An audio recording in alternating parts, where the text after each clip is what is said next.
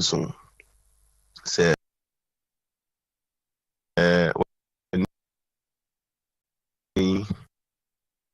New Penny Warfare. A joga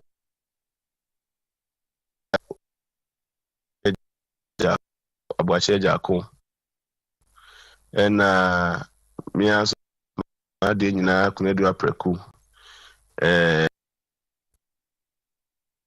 Penny through you know, so I would do Mudini dear. Oba no be a besho when you may chief me offer Alan Kojo Chematin and the sitting vice president, the Dr. Mahmoud Bawumia. Ti makaya amenya ni panson. Menim se odi bi kakra come ho a. What it be a great minister di. Yes. Oh. And a Jogati me offer akoto every year the minister. Na ye nipa nwotwe. Yes, 8 so far. And you know all the to nipa dun so ne ho a. We less than half of sa number no. And as if I say half crown is nipa nwotwe na eba. Chairmanship no send ye call ye me offer team mu I can see no more coin and nipa no ye. I think in what bisa so could be in watch it presidential race no so say and try watch any dia let's say a general watch honum no me personally me je I can see di na me je nipa do also I can see di no enye me nwanwa na enye me ade enye something strange e be normal for me. Because Dakro, you be first company for Maku na de mu profile go ho. No who say omuye the party through Omabua party I friend MPP very very well in different diverse ways. As a nay say ekunya be da ho. Na say omumu bi eyi na nim so person pribia. Emre bia na say enye say obia si omkwan. Na emumu nyina enko. Na delegates because the delegates are wise. Na omunyinia osefata. So baby di party the name say flag bearer. Enti santra etra nwotwe dia menia na ohineba ebehame ebe in fact me find say adosu dodo. But the lessons from the chairmanship race in Intino say kopim nwotwe say ya enyeme adi enyeme mama.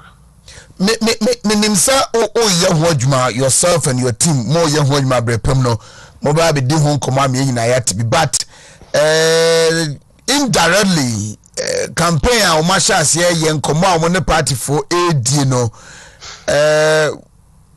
chesai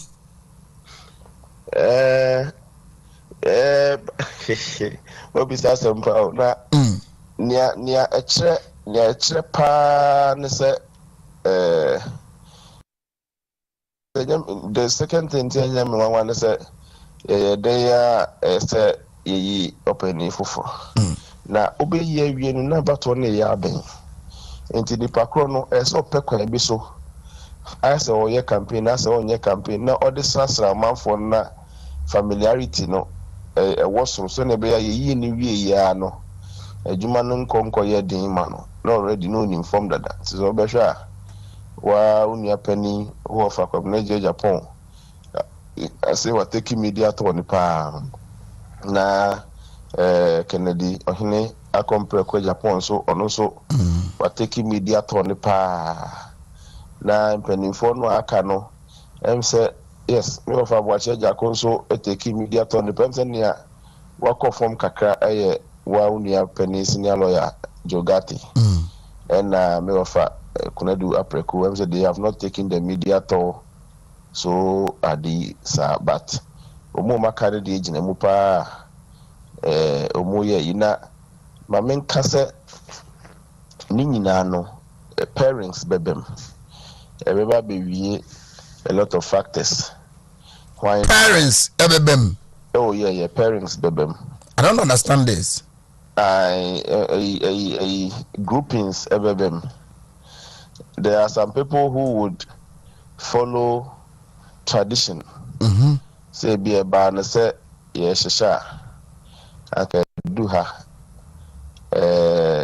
dankwa dombo buzia tradition no anka free hair ko ha baha emanka eduha.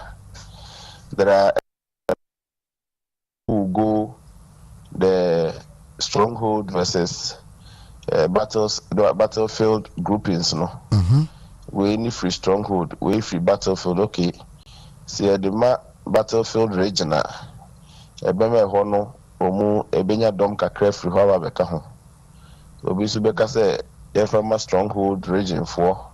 Enti so team common mu a especially national chairmanship here be say twem no be say na ebi mo timi etresia bedan baby phone so TV a oh yesena me na bi kra ye efri ebia ma me fa kuma wunya example ho na ye me microphone ti ebia me na bi me nua ire bi papa bi fri kuma wunti me kra me asantini kakra ebia so me kra no me ire ye igbeni die ne na me free water region kakra say groupings will play a role, but near mesre say me manen koye separatist kind of grouping, and I say inferior exterior type of grouping. Yes, bia ye bebu ni pekubi abumfia, and I say nimtia by our grouping. So yes, we can group, but in doing so yankugu nipa kubi ho yankubu manimtia na say yankubu abumfia, because ye nyina area it will come down to nipa dodo ye the dom na ekwa kansi ye the dom na wini elections. Do you foresee say name party name manage this presidential primaries na be diana, or they say Esia Shas no we see aspirants omoye run a decent campaign?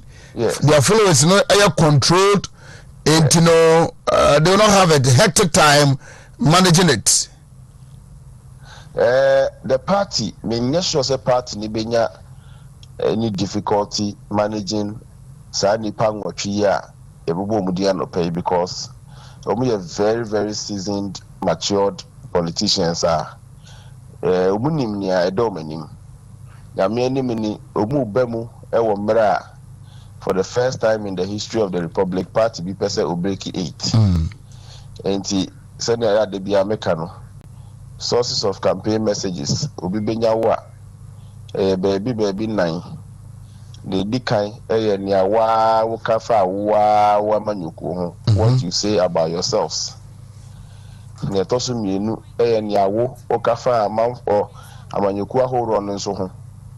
Nti ebedu baby ne bebo achiro say you said we were incompetent, and they, are you competent? Like Nyema Kafa will be hono. It will come back at you, you know. What they say about themselves and what they say about even the other political parties while they campaign are very important. Now, what the other parties to say about MPP are very important. And again, political parties are also Kafa Omo. And they will be campaigning, being mindful of these 4 sources of campaign messages. And to be kokabibi, no full sell the kunyata naso. Etiti bibri, and a mama party ni munya kono, and I say, party ni munya kono, Sebi, you might have played a role in making the party not a kono, because Sebi, and you be a crony, you're quiet. Ubitia na nipa ye come say me crowd, they are very influential people. Omu na nkeso mu hwe ma party ni mu ya kono. Nipa nwotwi omu na nkeso mu hwe ma party ni mu ya kono. Nti obia memo obia nkonkoye na party na yese nkohoro wontuma gufin wa abonten. Basa wo ma very strong source of campaign message a ebeba be ko atia wankasa. Na me de me ogide se mpanimfo we no mu de enkoba ebe anka be me nwanwa pa. Na they should also know, catch them say, now say elections no so human behavior any kwa befa so obeti mi pass and the bemo wetimi awi ni aba enti wo ye bibia bisa ho say we na omanfo no pese me ya na asema wujino manim a wo ka kire ma wo de office wa ko share delegates bi constituency bi into wo your campaign sem na wo ka no bisa ho say this group of people, is this what they want to hear from me? One here ebedu baby be so wo chichire so sa na wo sane first of all message say obi activating a research wing. We show some penfo ya come as media omu nyina age research di omu activate omu research wing. They should let the research teams give them evidence from the grounds. And somewhere as ye hofo no eka no anko gino bi ani man ko kase na say na we say o kan wie ya na hwa ne ato so aba wa minimo bi okoye campaign na oguso kasa na amafo ye we zo onye nonko azeme na okeke onye nonko azeme na okay onye nonko because what you are saying is way different from what they want to hear.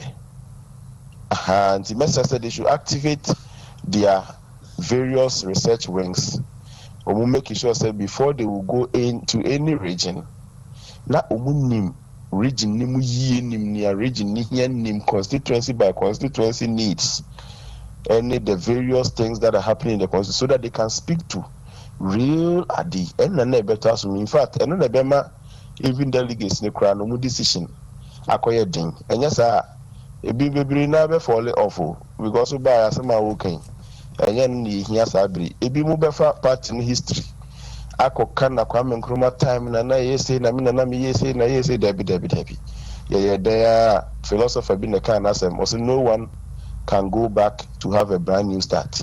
We have to start from now and make a brand new finish. Enti emfa honi ni yesi 1,000 years ago na mi na mi yesi 2,000 years ago debi. Forget about all those history that you have.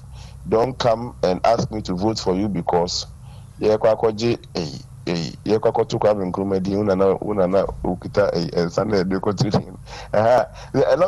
of things have changed. All I'm saying is that American said you must be aware of the current needs of the various constituencies because dynamics as it existed some plenty years ago have changed.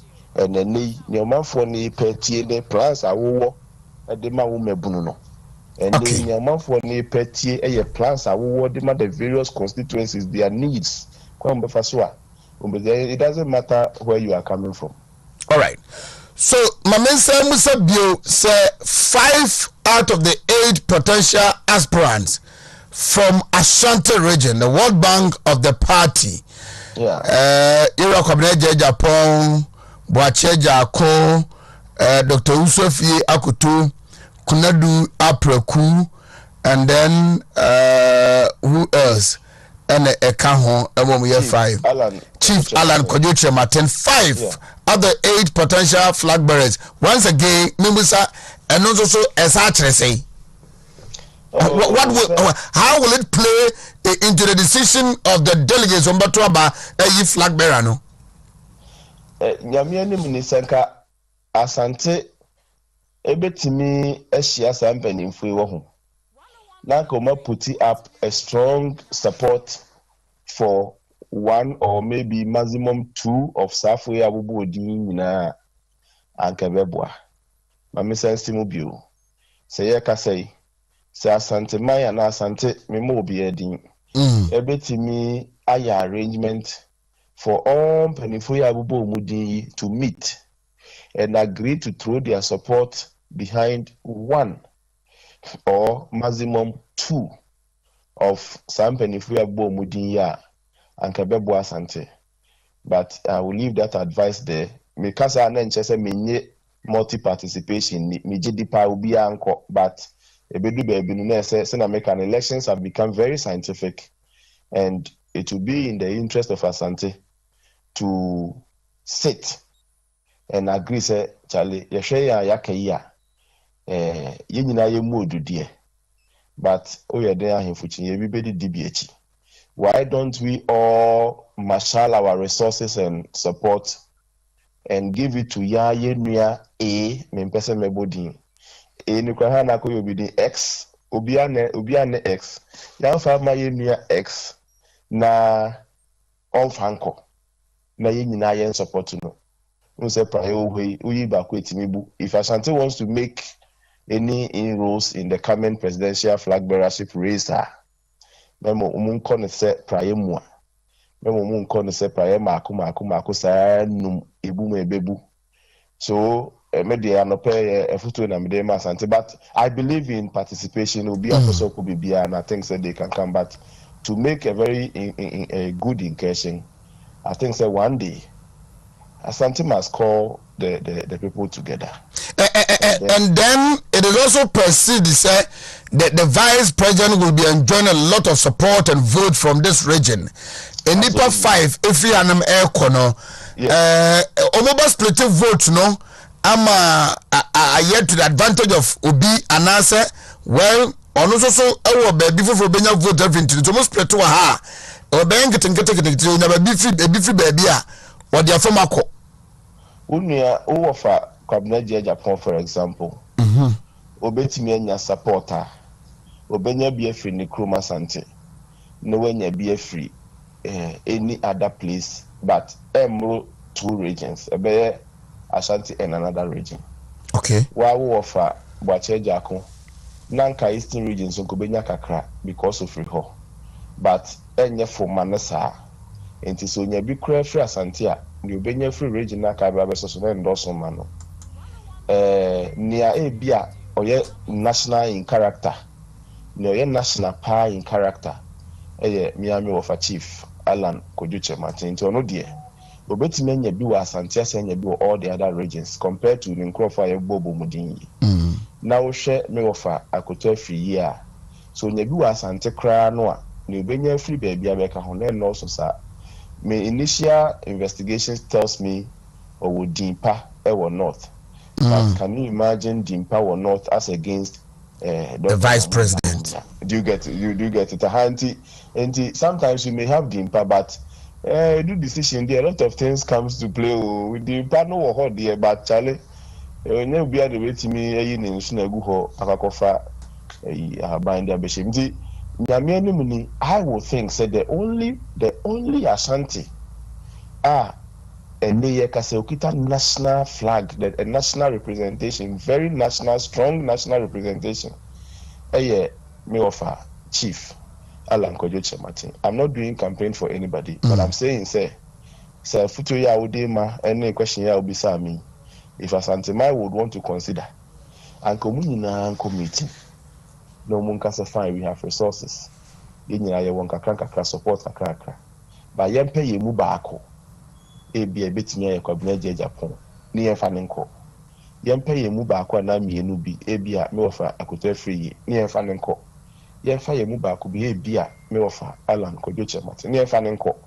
I think then the representation of the stronghold na ubisano a very solid representation and yes idea a split representation, divided representation, where their division will fall. A united that will stand. It has never occurred that division has ever stood. Decided as we speak, but the formation of the national executives elected regions are almost free. Their backgrounds and nipa so omo contested flag bearership baby move free no can it also play into baby mbatoma ba kwa na. Yeah, it can. A very smart question ne wabisano. Very very intelligent question ne wabisano na it can pa obi anadwem maso bi amfa na adwem raso na very important. Who's a party no at any point in time say or chere a national. At any point in time, BSO Chester all represented the national picture. Me offer in team more of Akumada and Rabunim. If I say or ye Bononia have for more and Osai war he King Keswa Akumada. I say Omuboshi and or Bono. And him so suta so kakra. Aha. Enti no eno ho enti e fa na say me say me classify na me classify na bononia hafo me classify no more of Asante me classify na as bononia hafo sa enclave no na miamia ma de nyina Justin Kobia Frimpong ono de in Ashanti na Nana B in Ashanti na Kate in Easting na Talata se Nana B so fante kakra Nana B of fante kakra but who say any alienation no more of Ashanti and then you ask yourself say our presentation here unia Dr. China more of I think Easting or so or may or now be Asante Wamase sir and no representation na wo no ya koye southern middle to south unia futa there by virtue of the Nasara na no kra na interest chinchina of north born and bred Wakotia Zongo. You see the thing and now the nation the party know a strategic opportunity to form a picture that is national. And the choices they have is to either elect a flag bearer from the north and a partner from the other parts of the south, or a flag bearer from the south and a partner from other parts of the north. And to Mukotuabane, Nase wa wofa unia penny Vice President Mahmoud Bawumia and baby in flag bearership noa. It means the choices of anybody partnering from the north is limited, is closed. So will be from the south, preferably the western part of the south, because third national vice no every techima and also bono for no so enough. Na koka central and western for no and a greater Accra and Volta for no. Na fi presidential and free north and free ho. And yes, and as a presidential and free south. If I say me offer, my day na Alankojo Martin a wini flag bearership no. The choices of anybody from the south is closed. Then the partner will have to. Enti me who parents be a nkofo ye pictures be dey ba.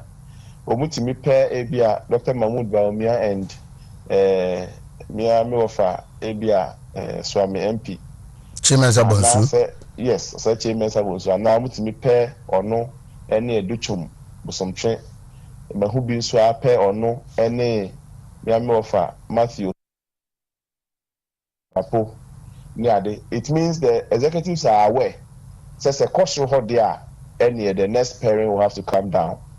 What I think they are not getting it right is the pairing may not necessarily be from the middle enclave. We still have the western stretch and the central stretch. I was about asking you, say, Mate and Komobi, any argument be any pebi aye, say if we have a flag bearer from the north, say the vice president. You won't vote from the Ashanti region. Now, the party has given you a general secretary, a national organizer, and a treasurer. And why don't you go to central or western region for the flag bearer? Because say a voter, they expect these three national officers to do whatever they would do, together with ministers at Mampenia Point to pull the vote from the Ashanti region, Yanko Central or the Western North, and confer somebody to pay the vice president if the flag bearer is the vice president. Yeah, all arguments are welcome, and Abba say in Argentina, and I agree. I mean, even if the view is ugly, it's better than silence. Beautiful. To be Argentina, but I imagine say it depends. You see, I know you're the lead Bushiche group is Nipan Wachino. It appears that the only person from the north, the vice president, Dr. Mahmoud Bawumia. The remaining are all from the south. The outcome is that if a strong southerner wins the flag bearership race, then it doesn't matter the enclave the strong southerner comes, because me offer senior lawyer Jogate a free western stretch on Urbano and an American kase ni national representation in Shede Nisro as compared to Umuamakano. Me offer Boache Jakon talk akra so declare intention, but in terms of one more southerners are umenim pa umumu bako kita national character offer Alankojo Martin ono de anymore the national character. The rest are all representing blocks that they are trying to make incursion on the national front, including Kennedy, Akompre Japan, or Yenny Obeye, Kennedy, Mr. Kennedy, or Japan, and also Abemupa with the Vimwa or Deye. But Yempo, these are two people who are trying to get the clouds that Lankoyoche Martin war in terms of southern representation. Yes, let's allow all of them to come. But and to make the fight very simple, sadness no, the sadness simple the Umuma should come, but Asantine Wumbe Numuno, and Kamunye Adina Kesonte, Nabakwana Minibesi, Piamo Monko Considering Mufan Kunim Dimra. Nanka enye an open fight, so the selection will not be difficult. When you could pierce rope, it means the vice definitely will have to come down. But stronghold there, maybe imagine there, my stronghold president flag bearership, and now my stronghold vice presidential idea. And yet more, and yet there's nothing that can be more. Yes, in here, Ochino,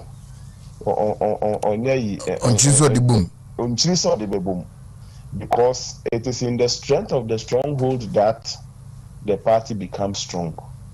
Baby, I can who here there, but Sankasanti Efris are 76% in move, and Sankasanti 86%. And we are talking about 10 to 11 regions swallowed. Swallowed. And yes, a lot of factors will come to play. If you give us until the flag bearership racer, I mean, yes, say more than the party can give. You can't say because there's an organizer and a secretary when you give you the flag bearer, then no. There can't be anything more for a stronghold. But apart from the competence of the vice president, is the measure of the trial, the triple tradition of the party, yes. Dombo Buzia. Is he enjoying from that? Say, do Dombo, especially when we have had Professor Betedugwa, J. Kufo, then another Danko Kufo, all coming from the south. Yeah. And no, one. In fact, Vice President Mahmoud Bawumia was a very huge goodwill. Goodwill, meaning say he has been part of the party's struggle in recent years. Were played very, very significant. In fact, the talk of the success of the North in terms of party performance cannot be complete without the mention of Vice President Dr. Mahmoud Bawumia, unless the person wants to do a skilled analysis. Now, person correct, fair analysis, and they say party no was seats, do us any way or not. Now, party no, a lot of coloration, or not. Uyi Vice President Aliu Mahama free hono ni modi on bebo ya. The talk of the success of the party in the North can never be complete without the mention of Vice President Dr. Mahmoud Bawumia. But Maka say, you know, Mesrene say, I can see. Sometimes you have goodwill, but when Sia Kainwa, you will fall. Because here can say, Chief Alan Kojoche Martins was very, very huge goodwill. One day I will measure the two of them on the analysis, and you will realize that the vice president doesn't have like the laxity to relax. So, it does no. I can see so. Yes, the goodwill favors Vice President Mahmoud Bawumia, but and yet the type of goodwill that should make him feel the tradition is that a Dombo, a Buzia, and Dankwa. So if a Dankwa and a Buzia, then it's a Dombo. Yashasha Nasadi and then who he has a Kotwa Bakra. I would urge the vice president to compete. Now, Master Umuma can also say they shouldn't be weakened by the fact that there's a certain tradition and they do be so and do be also. Yebia to me, I can see. Or Yebia to me, I can see. Let everybody speak to the delegates. So, Bianco delegates, Nenase. When you munko kasa question be no baby sawa no enya butre no yi o ma no. And let's allow the delegates to make their decision. But to start by saying do obi so and do obi so. and I say na say but this will be clear say the vice president doesn't qualify to contest because of then be. How can you say that? He has been able to be a vice president while a presidential candidate has struggled they have never winning. What argument can you say about him? The same way I hear funny things about Yesemi offer Alan Kojo Martin cannot contest because of then. You see, Bible mu yesi openi bi sumane mabaako ka se obeko wanko. Ene baako so ka se onko. Enso kotena ase a ohun se no asem no de ma eno enye good ade no. Eventually obese koye ade kro no a oye no. And it was counted to him say the coming back no was rather a blessing. At the intino, you see, Ubi or Pemco Netino Saben and India comes with some added advantage. Okay. And maybe the game is very open and Ubi now full stretch.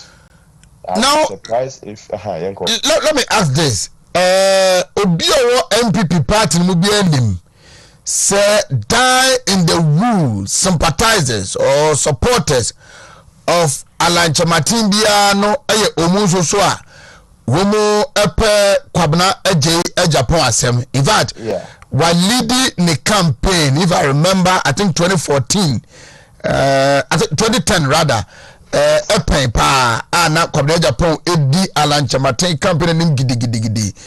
Kwabna Nankasa Timu Atiasimuno. How will it affect Ora Alan Kodeche Martin? Yeah, personally, I believe in loyalty. In fact, say me I could say appointment here, and then my boss, Alan Kodeche Martin, work and see more. Ohinuba, I can bear dear mammy said, me basa can see. Now, who is the boss of the say boss no dey nye ade say naturally nyame dey obi ape I'm saying this in advisedly me can say na ye ade boss no but say masomo pen and I support ma nya mu gidie pen ya I think say udasu gina mu no person no ye me no crowd I'm not saying say that should be the natural order but senka me kwabna je Japan anka say me denouncing my allegiance with my boss, Chief Alan Kojo Martin, anka contest nka I will not participate at all. Na me say my family support crown koswa mfama Alan Kranwa anka I would personally not contest because somebody I have once served is still akoya say unyaba Swadatu any Saudatu any boss Kate market Mama Kate DAB Serbia na akoyi once upon a time na moye adwuma bom if I say osom no because na Kate na penny if I say na la na penny na kwabna je Japan som no once upon a time if at any point in time sa nipa no akansi mu a anka many Saudatu anka I would have never think of contesting and say she interest me competent and not qualified but then ya nyame wo kwan ya ofaso ye na ade senka na yese kwabna je Japan bedi Alan anim ema Alan be ye kwabna je Japan kan wisdom oma Alan eye penny di nanim ema o hye ne start that a baby beba obeba beboa ne kan pa be som no say o boss in quote enti media nka that establishment will be there no ye me any mentity I dema me ni sanya in my house it is extremely hierarchical penning kasa ya nye cho ufio me papa kura kwishia papa ni mu no yo hini no ni nu penny kasa na no jomti that is me but I mean opeso kwa onko I don't think it will affect Alan obi o ye Alan bia no ye Alan onye Alan because of Kwabena Japan because no mu nyina some Alan na be nwanwa na mesre say we bia ye Alan bia no should not be divided in opinion mama Kwabena Japan so in create ono so ne empire ono so create ne dom because akwesa sorry atete ya sorry nkitin ya bu press bi mu a o say we hu nyame no break away we bia break away no be di akira ko bia no what are you saying? Nanyami Niminyansa na eno ye obasri ni ana. Do you get it? Yeah, God knows why. And for the years that you remained a Presbyterian or an Alan, God took care over you. Enti nyame anim ni ye nipa ye nti ne maybe ase, but baby nyame dim bedua ye nyame ye Alan. I think I will be Alan. Loyalty pays. Loyalty pays. Enti obi anhwe na I mean break away there naturally in time. Kennedy Ohine Japan, is it going to be Donald Trump? Yeah, it's possible. So the campaign, but he must first cross the delegates election before he can go on the streets like he is on the streets now. And you know, yes, oh yeah, dear, be phone lines to Mrs. Yawis and Mabune Fre and the Kennedy Babajian, but you know, the delegates, they go beyond the populism. They go beyond First of all, let Kennedy Ohine Japan try and cross the delegates level. Delegates, the Yanyanwa Bontin, you be brisa. In Pennyphone, a year come was the only Munkushia. Nabibiani Amunye, Okaya, chairmanship election, Washington region. Senanki di dede. Enanke de chobo ye na phone calls na mebu ye to abanwa ankanya ne se o boss chama Wontumi ye chairman enti sometimes ye nkani beka se jeng ma ye like blom keshe heku e ba sho John Mokenile ewo besre more of a quiet race than just a friendly advice. What I'm saying is that he's doing well with the popular Abontin, but the delegates want somebody who would come to them. A fee nkomo, a dem nkomo. We are flag bearer now could share delegates now at Senior Marco Neck, National Executive Council and now Regional Executive Council. A dem nkomo. Asema koso hokra nyese pie. Asema koso party flag bearer akoko share delegates kra no enye se pie enti enu baby e beti ese abonten ti mesre se nya mini apanima de nyina me ofa Kennedy akompreko bon no sa no te o se a charismatic yeah, very charismatic person, and perhaps he may want to do more of the talking on radio, TV and adi, but I think we can all take a cue from the course was antimantem. All right. It goes beyond radio, so they don't make us. So finally, what happened in the constituency, regional and national elections? Are we going to see delegates, or more, especially the polling station for no? Umaba ama wo they think should be the flag bearer, or yebenya election, especially the MPs, no?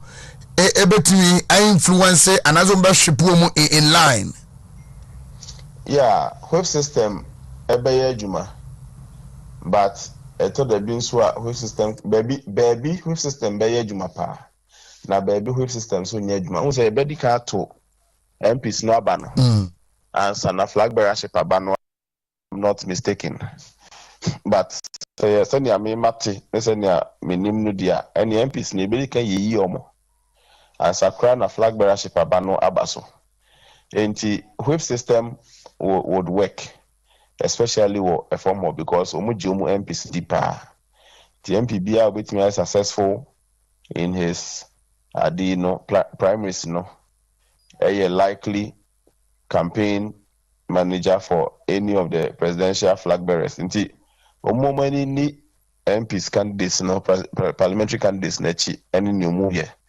Ni obewi ni bia no mutimene ne kasa na ojina o manemu osa various constituencies for no. They are likely to be successful. And the whip system beyejuma, ebedu baby no whip system will not work, but I think at the constituency level there, whip systems work, especially when we move opportunity to do a fresh election. And near party for name penasem no only primaries in the first place. You be primaries ni bia you bia. That immediate opportune time no. the constituency for dono epenasem immediately no mesre yempenin for na pre-akency no they should zoom in and contact those people and make sure say for no ebeja to so mbe bo mu campaign mu ebema no ayefo kakra mo say for no timeje pene no mkoya. It takes them to almost 50% of their work if they get MPSA or woman for dorm to be part of their campaign. Nti flag bearers ni na many ni prime minister na because no emu sa parliamentary prime minister na be determine who wins the flag bearership up to 50% or even more. Dr. Smart Sapon Medase. Thank you very much. 18 minutes after 8, or a senior research fellow at Kumasi Technical University, director of Institute of Research Innovations. Not Dr. Ferguson. Anyway, no. Fogo. I know. Oh yeah. Me want to fly. Nuale. People naba.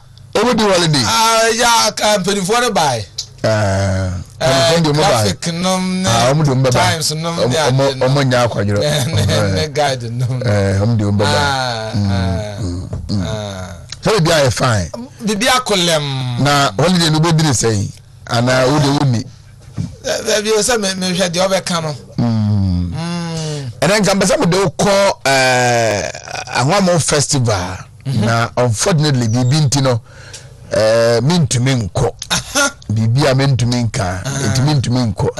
Yes I dey anka ho na me pese nka. It's a festival course mostly late November or December. I think for the last 3-4 years. I was dome ya na dome platoon ye no. I was Accra. Na this time the Mude ba Ashanti region. The main event in Ankasa beba. Na we dey be prepare grounds no for the main Ashanti region event no. Internet Anwamo festival no course will be quiet.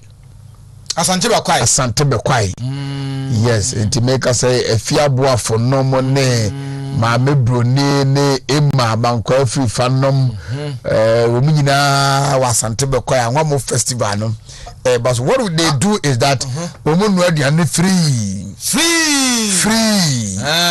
One more and sa the enum, a brother, the enum, free. Amount for then we socialize, we exchange contacts, we network, and that is it. But and yebi was Santebe quiet. Me to me go about bit mako. Our train call Omomo war in and around a Santebe quiet in us bit mako. Oh, there's a from ho and Omoya program, no, you know, and then Thursday, 4th August. Asante be quiet and holiday but unfortunately I cannot make it. Sanka wo kwa kameti na okay ni. Me nkobi. Nka wo kwa kameti na okay ni mako. Nti wa nko idie. So betu mafaka. Betu mafa Uber. Nti awotwe anko gwa na ngomako. Nti wo we de anyahwe be mam keska. 80. So how will you be spending the holiday? As a idea, Minya Okoda, Minya Hore, Miyanti, tell you, Mbabagma. Tea wasn't performed by home. I'm performed by, and yeah, my mate for more Kajagu. I know, promise some Bremo, a bookworm. Science and tokens, you know. Enti one aso enti momodieni monkohwem na momfa mompa yempa body ye and then day 5 and then we'll be experiencing the ministration of Archbishop Nicholas Duncan Williams, the Papa himself. Yes, is in town na and ono na ebe captain of the ship or the ebe continue day 5 and it's a token of passports and international flags. Nti yaba passport mlana. Yafa mla. Send the ani and a koye.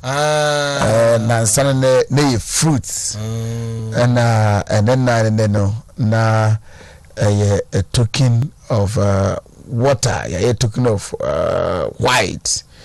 And then a token of passports and international flags.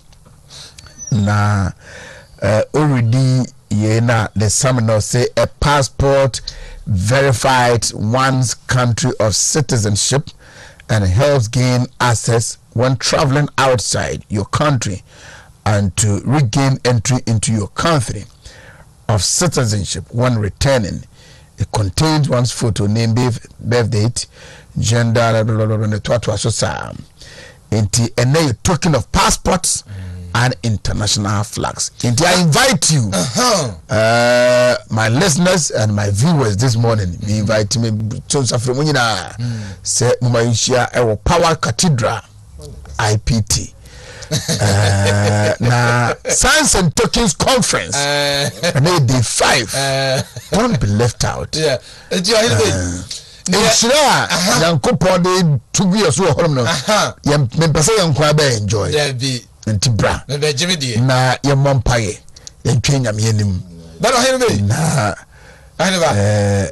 infra dum nkwadum oyeba ni abese na twemu no anti ebia anameba se ni ebetimi de ni na aka ho aba wo foku ya menyesa mamenyesa na we say na we ya me pia bonde na one for me ko fa ofri no ade na dabia de yeye so we started from Sunday. It was a token of white. Monday was a token of mantles. Then the token of fruits, and then a token of honey, and then a passport and international flag. It wama.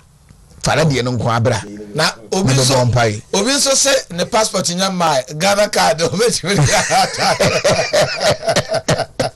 Ayi no busa Dr. Maumia.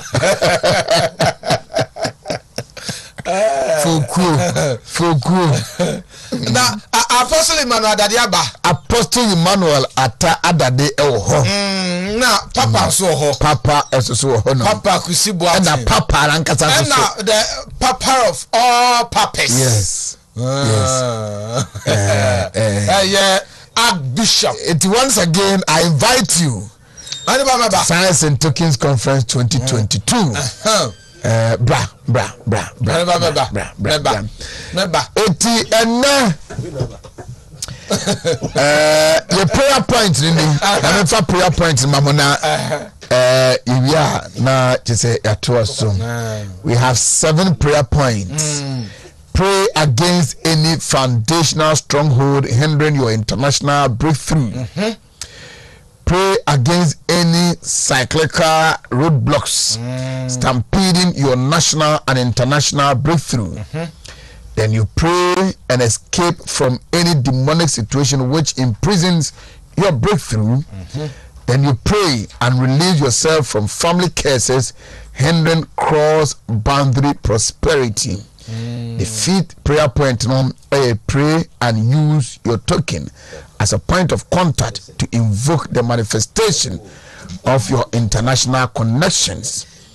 Since you open all closed doors to your opportunities and walk through your doors into prominence. And the 7th prayer point is you pray to be used as a channel of blessing as you break through internationally. Good. So go and read and pray. However, sir, Dr. Without ceasing. Dr. Fugu. Nenia Japan. That is that. Is it a book at the end of the buy? No, I'm paying for no. Buboswami answer. You graphic bar, times bar, guide bar. Oh, wonderful. Front page of Daily Graphic. Sunyani Airport, Phase 1 project inaugurated. Yes. Abusia for the Bokata Udwa Bejasana no penity in the consistency in the Cotta Jana Bettina Bachana Bacon and Namposo,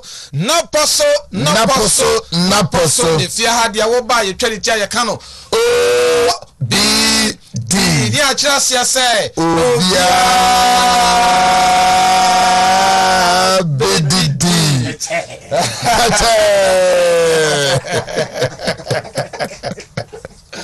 Wow. Young far Daily Graphic. I shall see a Matthew for now. Was ya Daily Graphic when the holiday? No, I bet just walk. Daily Graphic on your I know man penny afro Remshay Eco see Sunyani Remshay Jirabia. And Jokodriana Remshaya. Ya two more bandana bresono. Mampenisi de bi okutasa fo de akodi enti enu a wakotwa ahoma bia madwuma wo ya no ho fe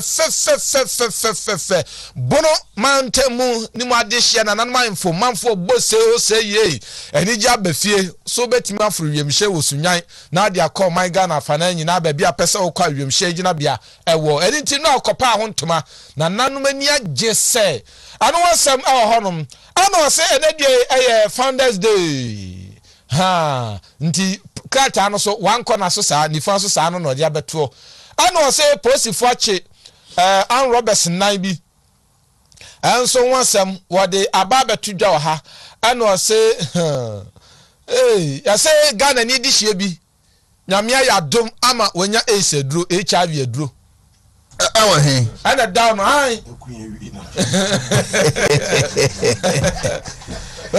Canyon makes breakthrough in HIV cure. Wow. HIV. Ghana ni. That's a good news. A good news. Okay. Ya trust na yemfa Ghanaian Times mra. Yemfa Ghanaian Times mra. Ghanaian Times did work at Times di biaba. Na yes nkaze munya condom to nkaze munya condom to I said Dr. Kosia Symphony in down mental health 16,000 mental patients roam streets crazy aboda wasini pa makomako empim dunsia na abodom na monten so hey, and you never wish you be careful. Wish you be. So the oka omo mabodam na yenim na. Omo bota ishesi to kama no mzo bodam na yenim ne ka ho a. Madness. There say. You better say mad in suit. Foku. Me you want foku. That's a worrying situation. Very, very disturbing. Wow. And what's some no na I say Mampeni Sunyani Airport Alkobie no symphony at the anymore. And I say Yasipu Public Utility Workers Union for at the Atuja Chese Udwaniche Krobo Mansinimua for ECJ for Krumo for any wood much in Chakano. And I just say Public Utility Workers Union for Ebu Future say Baya ECG for now, Womo Krumono, Womuko Mahome. Now, because it's a Krumo for Akuma Batom, you sent Sadia and you. Well, I know someone some Anna Ghanaian Times the worker town or Ediaba. Daily Guide the worker town so and I pay one also be just so Obedija. Daily Guide the Bedija. Na wabaya no wade niema bai wabade niema ba papa pani mu fe you know na Nana opens Sunyani Airport no wasam no man pani and no Sunyani Airport we twa homa we bie wa pound to man na hwe mfoni ya baby efe adodroba baby efe baby man ade perfect wow. Near my power bapem, we are the pasha the pum. Wow. Sunyani Airport. To be near my will be phone and stuff. So I almost can't away no. Wow. Oh, yeah, Kantanka na. That's all. And you Kantanka. Fogo, no grand, yes, okay, the Kantanka there. Aircraft.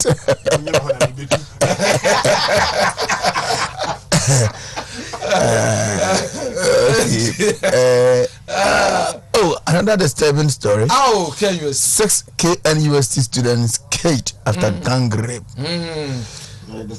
Yes, a first year student. And then you pension. Never quite a good report behind it. I guess you must not dance out. Yes, you must not dance out. I could report you. I'm lawyer sent this. I'm lawyer sent this. Lawyer from the Tessa de Mutaka. Wasn't this?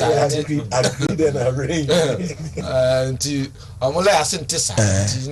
I say, prove beyond reasonable doubt. Reasonable doubt in the Mbekasi here.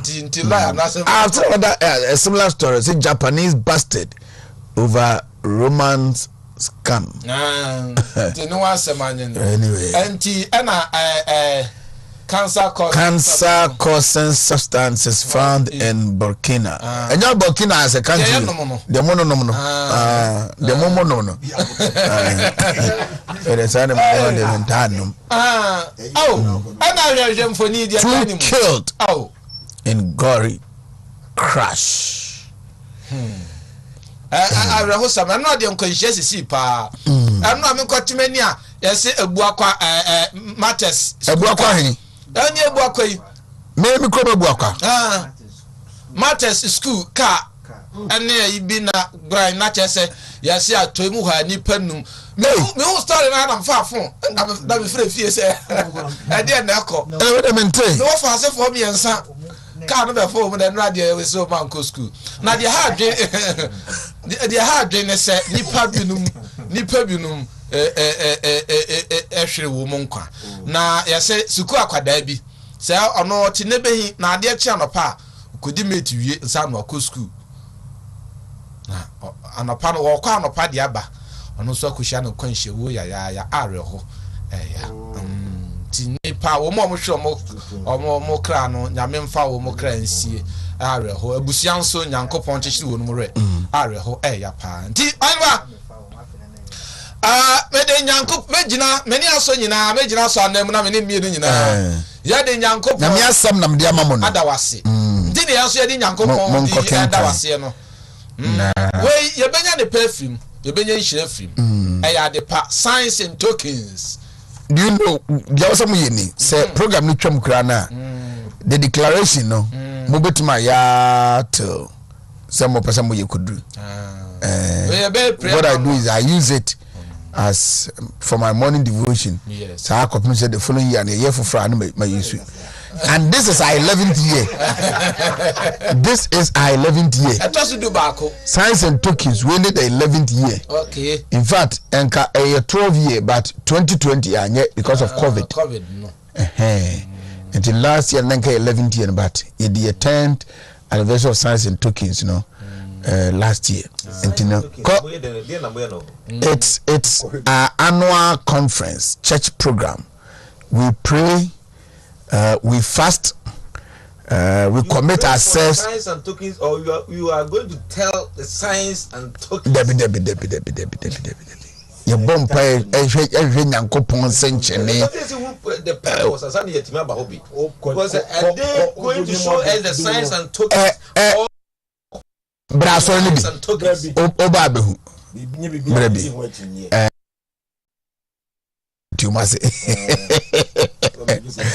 Foko enti kono ko bampaye anwa me wasem kan uni asem bia ka me ko anu aka achi e di asem we dey mesro ayi odu ani a kire konfa no chia ya sabia panimpa wono ana ya ma menum ya papa no be kan mochire workers no mortuary workers ni na no pani a wada wo mu nyina no enne ne birthday ene ne oh okay and then your birthday Mr. Ebenezer Toku Amankwa Esilfi confirm noche teaching hospital mortuary workers very beautiful woman and I want to say mortuary workers ni na whole Ghana or chairman okay and we and ne no nti Mrs. Evelyn Toku Amankwa better congregation here wo Enya Presby Church nti otafo Presby so district ni nyina no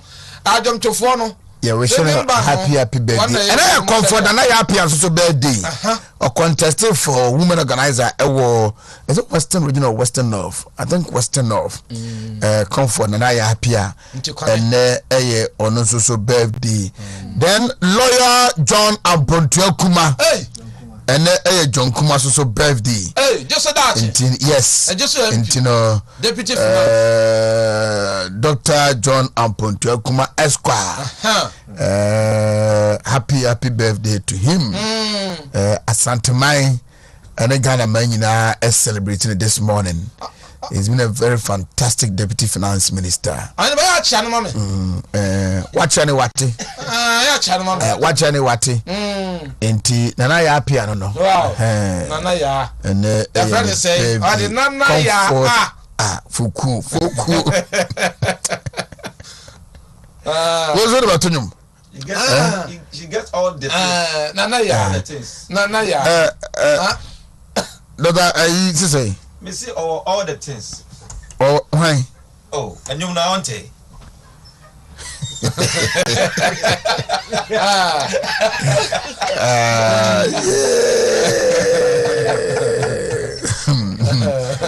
I'm fancy here. I never. A year now, I shall see you. A year. I didn't come. I'm here. You are lion. Lawyer John Ampontua Kuma. Enti ene ne birthday. Enti baby a owubia yese Nyankopon hira na dom ne hobobro ne Bible ne nyansa enyina edemano Dr. John Kuma. No. Tinyame aduma Saturday. Yeko bebiani tanoso. Wow. Na Kwame Edinkra Junior boya ne wonsem bebre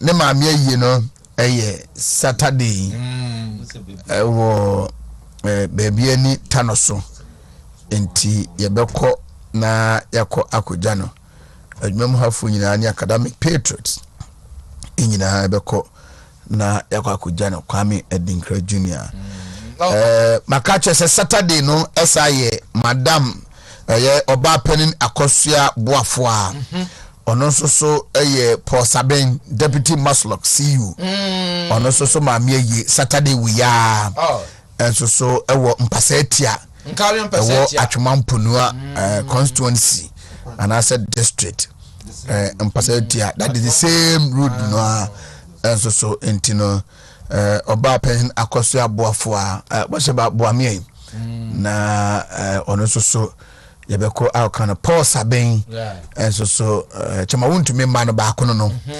enti ono so mpasetia na yebeko akoye Saturday we ya yewia ni ababro krom Madam Cecilia Odro Kwaten and so ye Minia Lawrence Ejako ono so contested for regional youth organizer no Lawrence Ejako so ma contested yes no onyam se 9 na ono no de no de man ya ne say the campaign team members no me 32 meaning 17 no me delegates ba aba no nya 9 into the campaign team no ka say bibi antoma no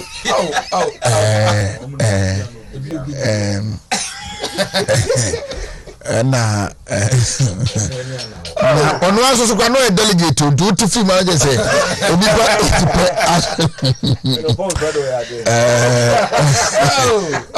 Jakuma me ye ne Saturday e wo book room and also so ebeko ntino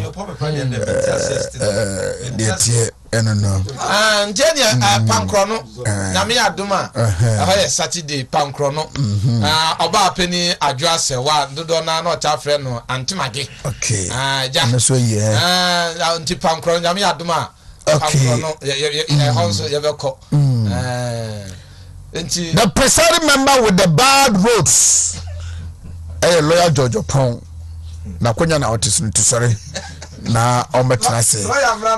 Abusua me dame ho aba ni aba bedi nkomo. Aha e Wontumi 1013. Anokwamo mianka na nyadua haba Mr. Ayado papa. Sadia na atridi yade mecha malaria fever.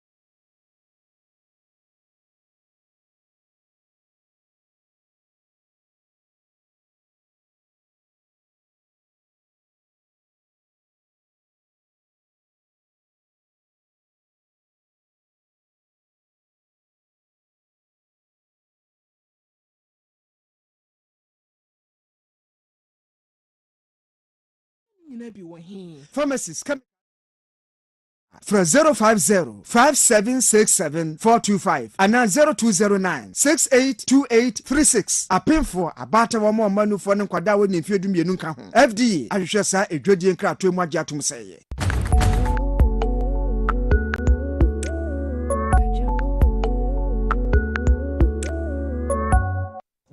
1013 Wontumi Radio, Wontumi TV on Facebook. Lawyer George upon Marche.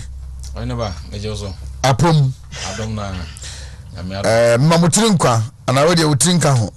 Oh well, yeah, nyina betimi akase trinkwa.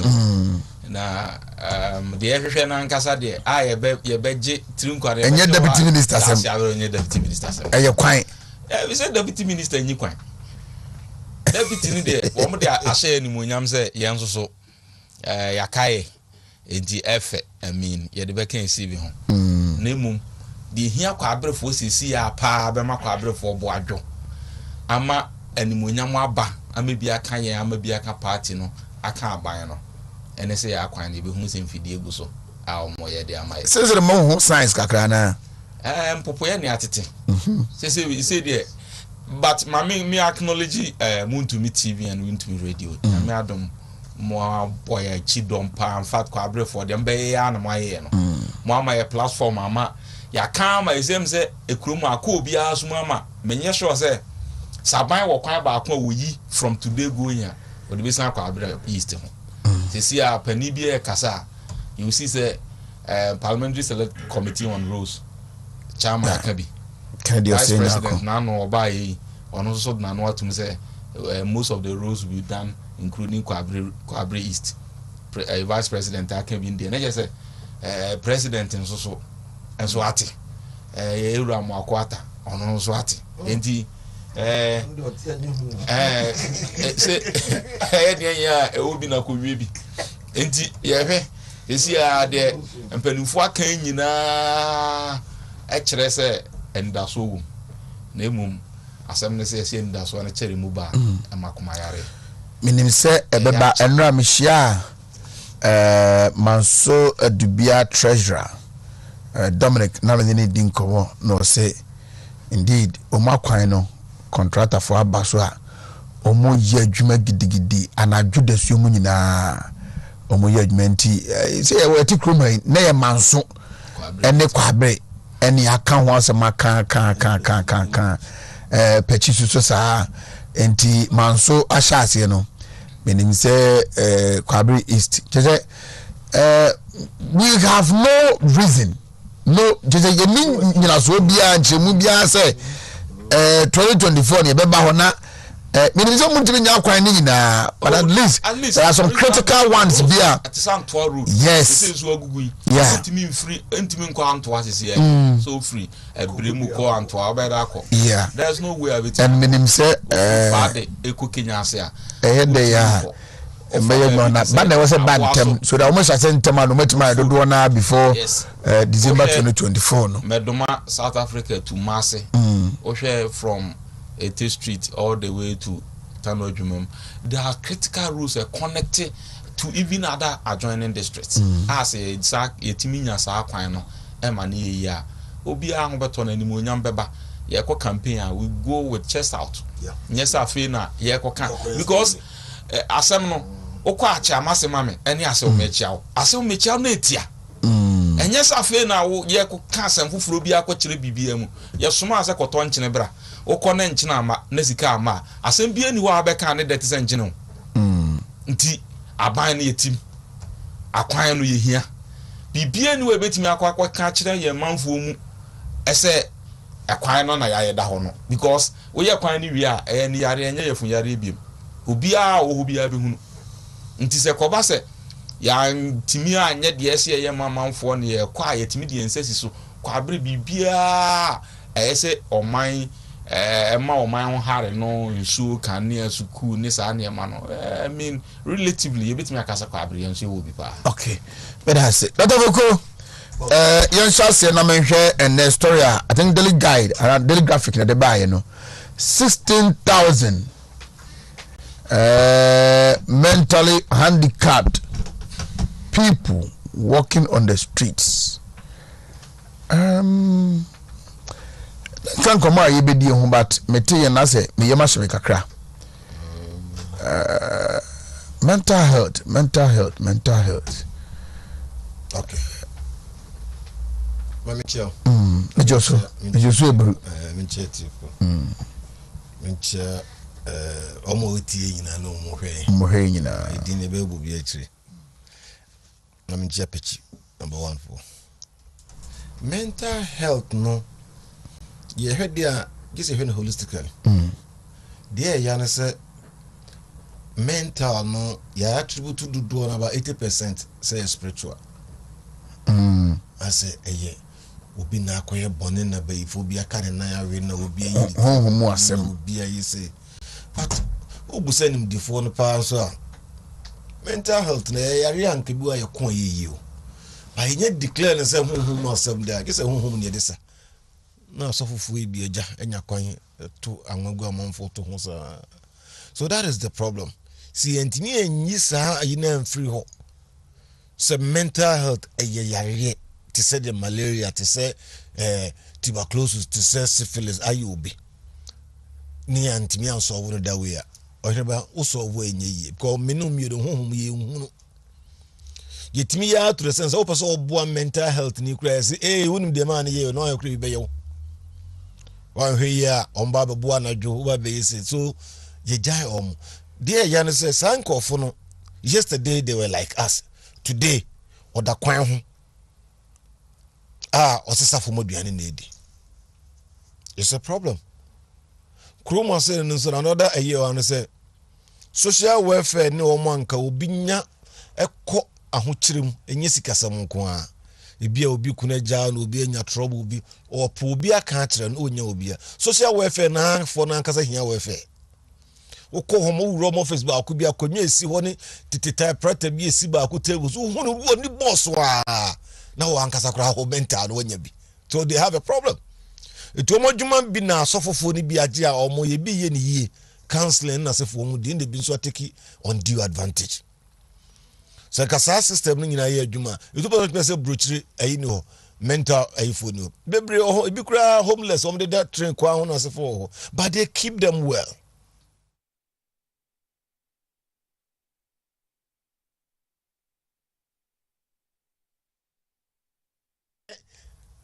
Spiritual bebre bisa ne wo medical connotations medical reasons no ebetimi asasa ya yere ne asanso asre aban bunti fere nyina nkogu na yiso nka asorefo bebrebe collection de amanfo gisika amanfo gi bebrebe no komu si dan ba ko pe origin bia mu say at least obi asa we fo enfo mu ngo na de unlock wo mu ne ma wo duro na nurse ni ba ko mienu bi entre wo mu at least they will live a meaningful life kakra na sibi esi jeja wo mu nam ekwa ho no de enye worry on about 3-4 days or so I was reading say you say ba ko bi obi ti motorcycle so na wa pana bra kuno obekono sunsun na be hye no nyesa no mpachire wonko he na enima kakra wonko he na enima kakra ye besre asorefo no emwa omum take it this wokọ abrotire mu a me pese me bo asorefo be di UK na sefo no omum wo problems asorefo na no aduane mu omudi later days since for me I don't want to mention na no aduane mu amon for sunlight ekodi US baby na meti amanfo enne kura omo ye umtuka akosi okoje aduane asorefo ne jesa ne mande ma omo force intade bia eba house where the brody na nse sa ne manyina sa asorefo ne sa association no they go to shops akese ne mu no as that George hon ne sa no magigi no mo de be mo sa ankofu bi ye nkofo kwaji som de breast ankofu no mo beton minim obi a wa no so political we kasapa businessman baby ana me ye adwuma no obaji bi so they bring one for the go no dey ye no one grade A grade B no aton adi abro na ezu we UK no be no ho no dey ba or kroma say ada opemebo ne di achiro so you see ti ye bestre say ebi no ebe na ebu no kura fa abadam ho no so nye ba ko fo ntire damfo ne ho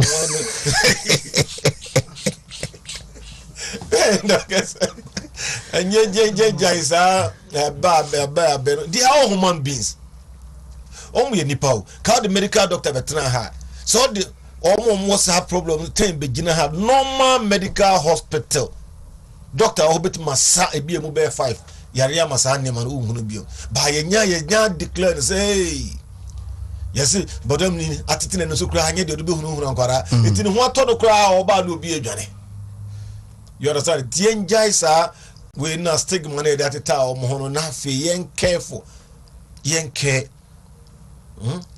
for omo ne bebre no mo nya boni bi no makoye no mo nya sa we o ye boni kura na ye say akora nkosum na so ko na bibi ye na o he ba say ye na duro it is so ye bibi kura na sa na manoto no at least is a human being baby binum na mo no ba ko bi no nam keti aside ho e bo kakraka bi so na nopa minim so wu ana so bi yibo na bo kakraka pa obo se taxi for no say akore boni oye so pa uti bo no so sa he's a human being it's only na binum na problem bi asi na sa ne member bebre de kra nya yare mpo bebre neglect bebre 100% neglect bebre social issues musi broken heart ne ho heart eni sa ne mane basa bebre nya da nya yare na bebre nya sa bayi na omo kan e de bayi nko eti e best asofofo no so motimi take you up omo ye ni omo ye no ye da omo asese they are doing a very good job but ya na omo so no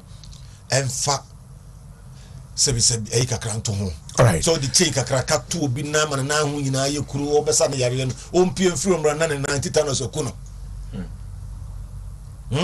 dina chain kesi atoro na tse ne ntwe ikuku no da bi ampa de uja no beira ba yempe means bi at least almost betme live dignity life kakra akono kakra Dr. Man yes amenya yo on say 16,000 years ko ba bia me ba no so ba ko ba bi na say what say o ko na say cha asra na so anyi bia aya na ya dwen say den okay be no aya no mo se die na so mo video ɛnti no mɛkyia me krom for siche dumase for na ya kan lawyer ba ye de bia lawyer de mnishia ne kwan de on fa ni agro ase betra na de bia me so betra na ma hedin na me nka me krom siche dumase ne adwira akwan so a na se mo kura beka se mo kura beka se e bia me kura me tie yi no me nwiri wo mo ho won se ye di kan ba ha be sre ono bi ti ono kan krom de o de won kan o de hwe won ka bibia o da se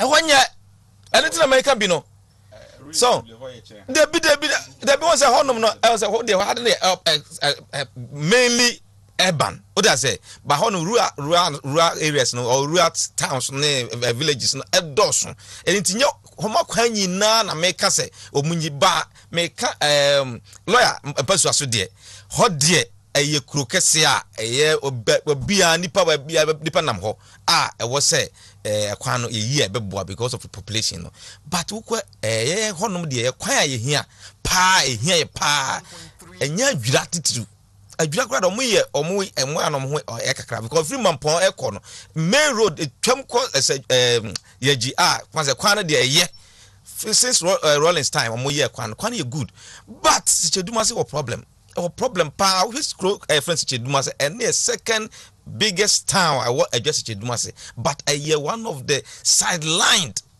towns where district omo abomodia yi sicheduma say empanyimfo a no omo ye adwuma o district no nyina frim a che say akoye yaw kese ama sicheduma say for and the manka na se me ya akatakata niam so how yaw kese power sicheduma say bit ma affect MPP and until na ye bompa ye say ke te district anka monti sicheduma say de man because hoson say population na trade legally was say utiminya ne district another constituency last census na about 137,000 people at the municipality it is easy say mbetuma create but quite omum create ya ufri kanene ye problem with say ufri hinkro ebepem chichuere hono nye kwan de na so ye fa hokosi cheduma say nyame adom omaye omba be ye no omba ye si chichuere president Kufuor time na omoye from chichuere akopem anyinasu anu anyinasu kura na omoye na kwan no okwa anyinasu no utimi se eya abotan a ekoakwa sa kwan no okay free chichuere kopem anyinasu no omaye yes na sa kwan no eso tutu eya abotan say bo ne bepo na akwa se wo kevu na se kwan sa sa tutu a masa se sa kwan no so Tachiman ene enkransa for efa honum mo fa short way to mo fa mo asa mo ko fence no mo fa ahinkro no mo fa bo amai no fa chechuere no fa chechuere na omoko it is so more appealing say sa kwan no ye meye apart from that so every chechuere say ko adwura ko pema fram so sa kwan dey say ye nyene hard being papa because that is our district capital adwura na say the largest district and that's a town wo di free ho ko adwura kwan na tutu a masa hard being efre nyina su ene ni nkura se omo nyina betwam ho ekọ adwura kwan so nye it is ye hia say honum no aban so de ni behwe ho aba area desre na omo so anya bibi kakra na omatim de campaign na abadamfo ne omo yare o madwene mu de to be frank a problem am de bia madwene ho ache said na me nua fokuo kan aban ose asorefo but this aban still obetima bibi asorefo na bad din say obetima ka say omo nkosisi adan but say aban every district bia no aban trust obeye small village bi kakra na fe ye de yetimi abadamfo nam street na omo nam street hu pa o ba kubi se wo hwa asokwa ha se ya police station wo akopem Brewery junction ho ba kubi young man ubeduru ho no he say eba mu pa no he say na ordinankwa mu ka eba no di physical no or the physical we are rough or ordinary nsa bomikam be 3 times se one hwe na oba o physical so won slow utranye ya de kababon say po wo de ko bon so a asema ba wa say o ka number 2 wakonya asem wa bonipa ato just say police station nim pow police station kese nim as not nipa yi decide na mu police for nka hwe sa ya jetum say Ghana abodamfo ese o nam street sa de no enye e wo sesesa no enti na me suggest say sa ban betimi aye sa small enye say o si dan kakra kada fe bia say yi block nye sa udie ye small be round buildings yi bia o sremi bi now why ye na ope eno ko betuma bo ama nipa nya adwuma na omo a na fe ye follow on these churches say beya omo betuma bo afande omo feeding ne omo medication eno de me ka say sa aban ko ati nipa no omo ko asore mu say omo ko appeal for fund monthly be and contribute to something nya levy ne de mamba just contribute something to feed these mad people ebeboa na ye kan sa no so no na ye kan say enya omo a omo nam street ku na abodam nipa bre hiamwa last now Dr. B can was say 3 out of 5 people in Ghana opekia 3 no omo mental problem somehow so anything Ghana ha no minim de ebi yedua ni die ya wo mu mental problem that starting from being your birth and na unyini no nkrofo bi wo ha no mo dada yenkon mu san yenkon mu wi ni adade wan hweye na do ko hyem kakra bi a etimi je nsam kakra etimi permanent wo bi wo ha wonya we say sad ne wo ho but na nipa bi hu say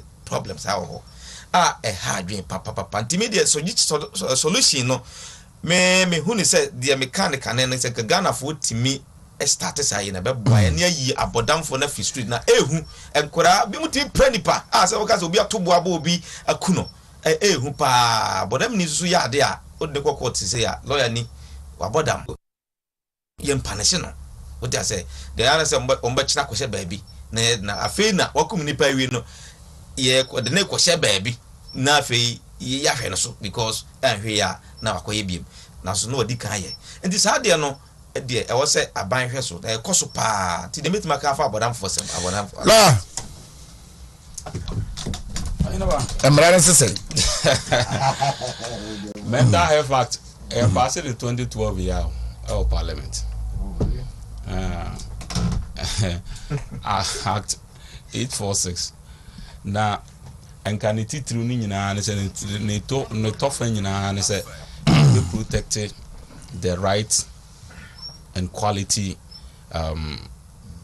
treatment of the person those with mental health na ekromu ha no because of say yesikasem ewo famunti no enema bebre wo ho a etwase ye nanso so wo hwe ye prisons act na the first and foremost basic fundamental yanka so omoye and say omobe siki the secure the life of the prisoner and also to, if possible, to ensure their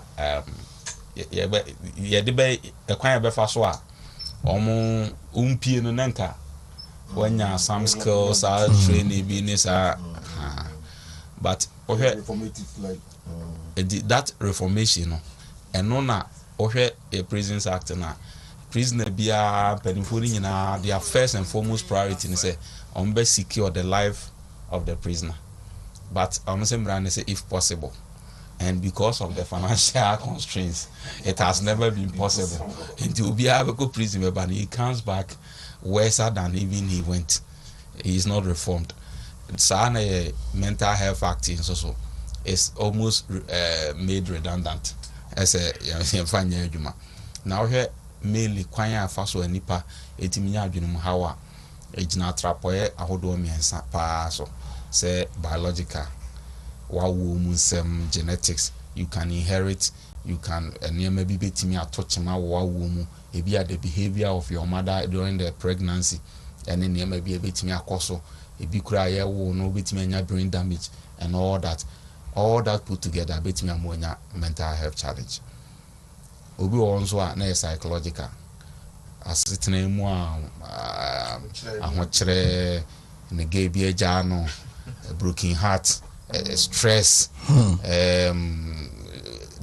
poverty when you say poverty is one of the causes, greater causes of mental health challenge. Abject poverty. Uhia power.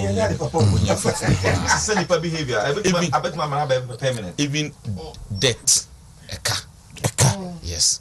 Ebitimi amonya. Enti umu say psychological niema we nyina so betimi akeka bom na obi anya adwenum how. So they are not nchen a obo say ebi wo ho no ma na eno so environmental. Baby a tete no.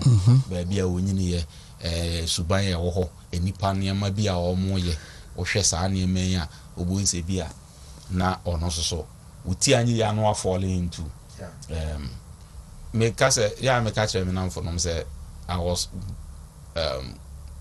my formative period ebra na me nyini in the SS days metna crew from they were panchen Colombia but me de many hunu ade e friend we it's not more than 2-3 years say life say we ade we ni friend we yes and okra me who be in exhibit in court me who be our police station say ade we ni friend we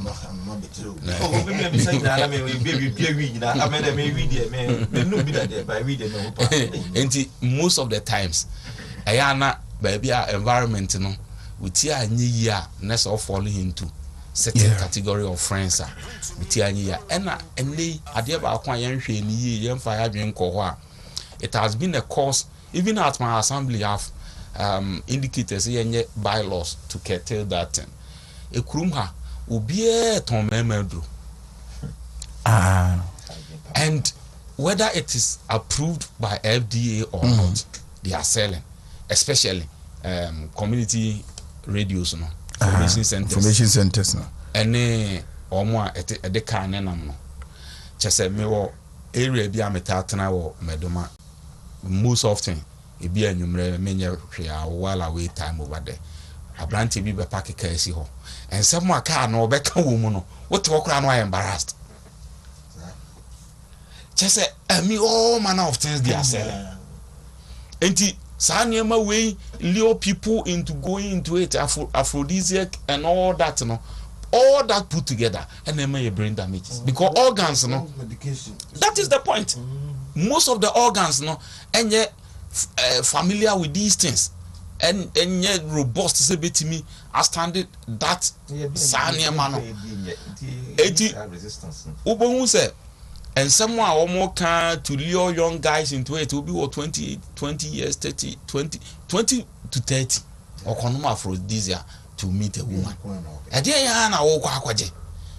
all these put together and I say send rain so it be addictive and it be also a so powerful say oh yeah and let's say 1 gram na it's now 2 grams the next thing go to 3 then you start abusing your own system so now idea back when cause brain damage this aphrodisia these tramadol and those herbs substances are in baby free all manner of alcohol being produced into the system obia with the target say it my bear man or bad I mean to what extent Edian ya Olympic championship and how go so say ye betimi as a country etimi de ye nyina aye e de ho ahyem in this fight against mental health challenge in there sa niema we nyina we should pay attention to it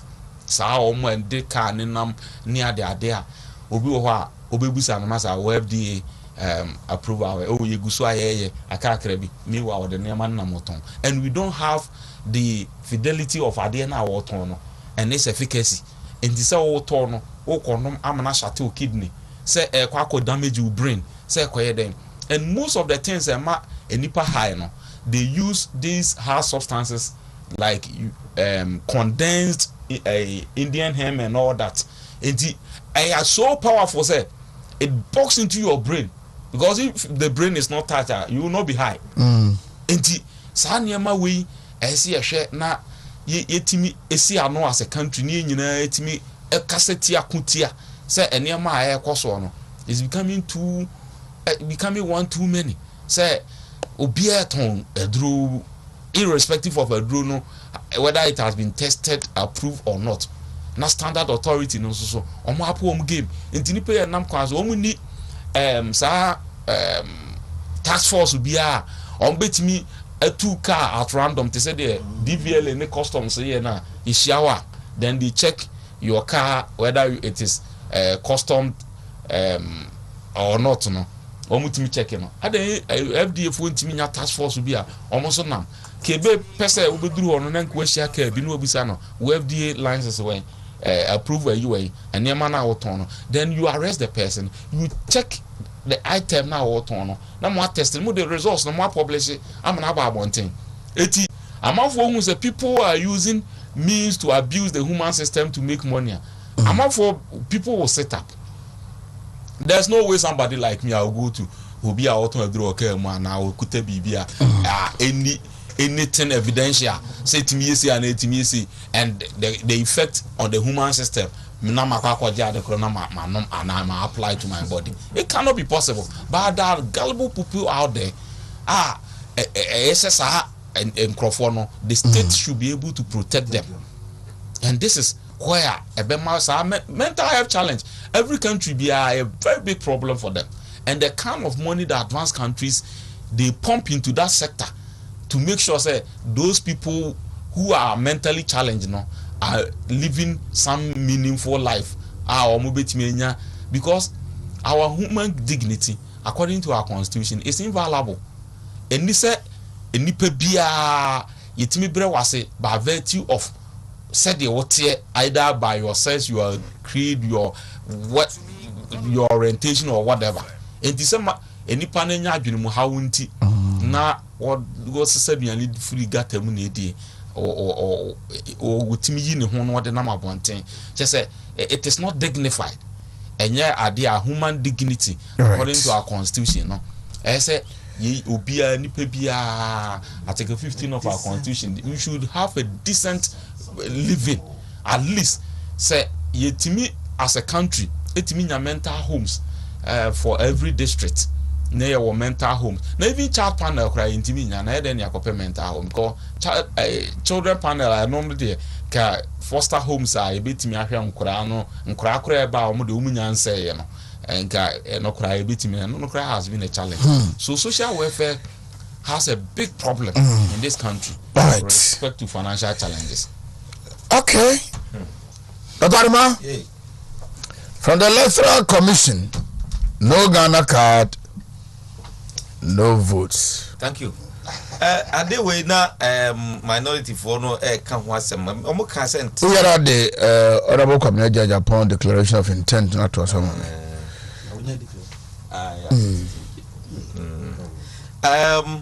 Meji say good. The Ghana card there one of the best identification methods are ebitimi de akoto aba ehun say Ghanaians ene to aba no. Meji say enka etimi ye ne sa aka ye na de metma ka fa ho ye say ne santi no from now to election time no and as a time ebe hwie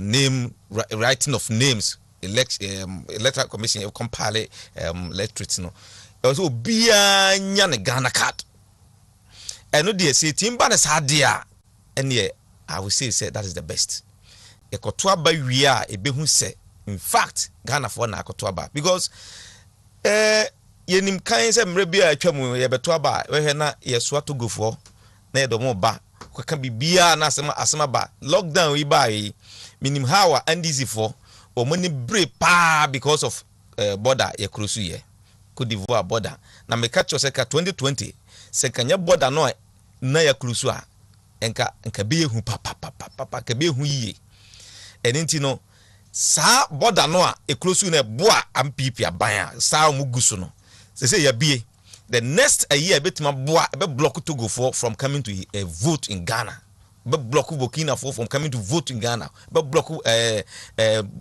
Cote d'Ivoire from coming to Ghana is the Ghana card enti omomo modern say ombe sa Ghana card eye good say betimi ayusu meji say ebia voters ID card but to identify yourself no further no we be produce Ghana card but want me anya ne sade a omompe other means bia ebetimi including the Ghana card no ebetimi ama obi o Ghana ni so ato aba because I don't think say o difference this franchise obi based upon say we anya Ghana card before election so ebebo nti omonhwe ne yie say be ya obi a benya ne card nya ne nya wie dia that is the best media no asi ho no they met me can say community Japan there o sha se ne declaration no me the minister o me kra me na minister o declare that because we can't so be contested na me no pa na ne Dr. Smart di hu komo bebre wa hebi or intention so be the president no kan kra me mati a cheche before this last election kra no body team so no there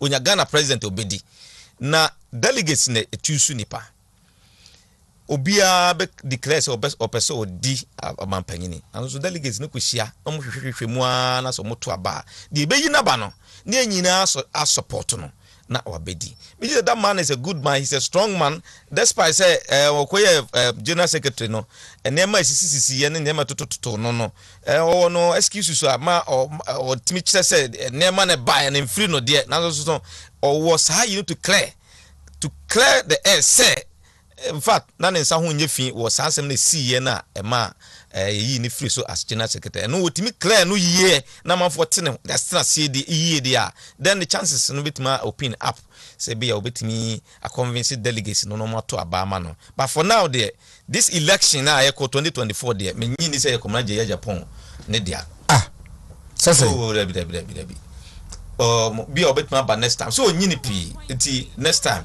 on say gas say no the me hunu wa MPP mo say no say there are some people be ho a omo ya MPP from paying for pa na kan no kom dimu na kom ya MPs but they have met one crowd catch them say me ma ba wa ban mu and so me nia ban mu they want to make themselves relevant. That's number one. And also gamble.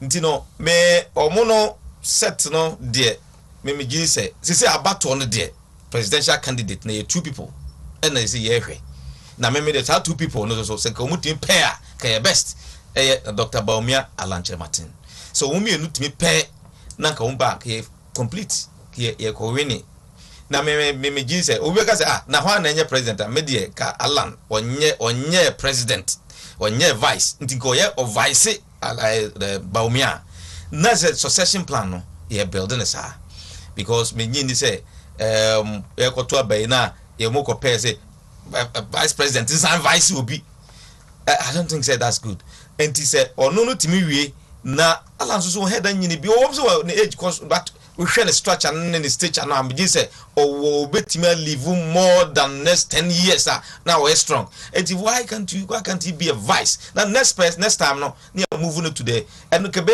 clean and straightforward then can build the chart the whole so we a vice president let's say choose as vice president let's say we a president material yes ye nature to become president and no balance there you choose a vice president be choose ni say be ya next ye nim say ye next president no but ye choose vice president na ke ni na free ho na yakofo obi aba besi ho na ba na sa na say ye head ni succession good succession plan strong democracies bia America na that they are ko vice president no the chances is a be vice president no it be will show some character bia ye nim set had no the MY in future but Dr. Baumia demonstrated say economics policy formulation leadership be no on follow short and why do we change him the media Alan so e obi a was show say we leader I think it me sa na komoti ase the two will just beat everybody media simple na ke ye criticize chat na to na move forward la I know enim say enche we be say court was idea ya easy for our can I court agere oh na say na you love you ko court but as the free SHS cry ya ko court you know and by their own words which I don't want to repeat anybody can go to court anyway and so and the court there it is there for everybody to go. Said ya mamra na ya session constitution no say judicial powers no shall be vested in the judiciary according to article 125. And he said the TBA no asemusia yesi baby ultimate ventility wo grievances in our court. Sa na ya session ma ya. Enti e ho ne de obi a betimi akọ. Na to what extent? Ya wo man Ghana is not a banana republic. Ghana is governed by rules and regulations. Yeah, the Electoral Commission. The Constitution, the Electoral Commission, so be independent body. That. Until no, any of the Ghana Meren nation in some say, or no name shall so near referee Mayan Twaba. And then Bran Nation say, Afibia near Baba Twaba, a quiet befaso at Twabano, a home brain in our own crucially in the form of CI. No van to Parliament. Na Parliament in approve. Or more approve we are. Na yemfasa ade no mra meye adwuma. Enti CI no so obeka parliamentary election challenge bi ana presidential election challenge bi ano. Yekwa the CI is more prominent in the case because eno ne emra ejina so akoto aba. And the intentions of this Electoral Commission has been made clear. Say it is Ghanaians and only Ghanaians who are going to vote. And for that matter, the mode of identification is going to be national ID card. And it's as simple as that. It's as simple as ABCD. The mode of identification is only Ghana card. And it say, o minor ye enchesheye say ye wo Ghana card. Na no na aba ye kwa akoto no. Ye de ba be kire say wo ye Ghana ni ana onya Ghana ni.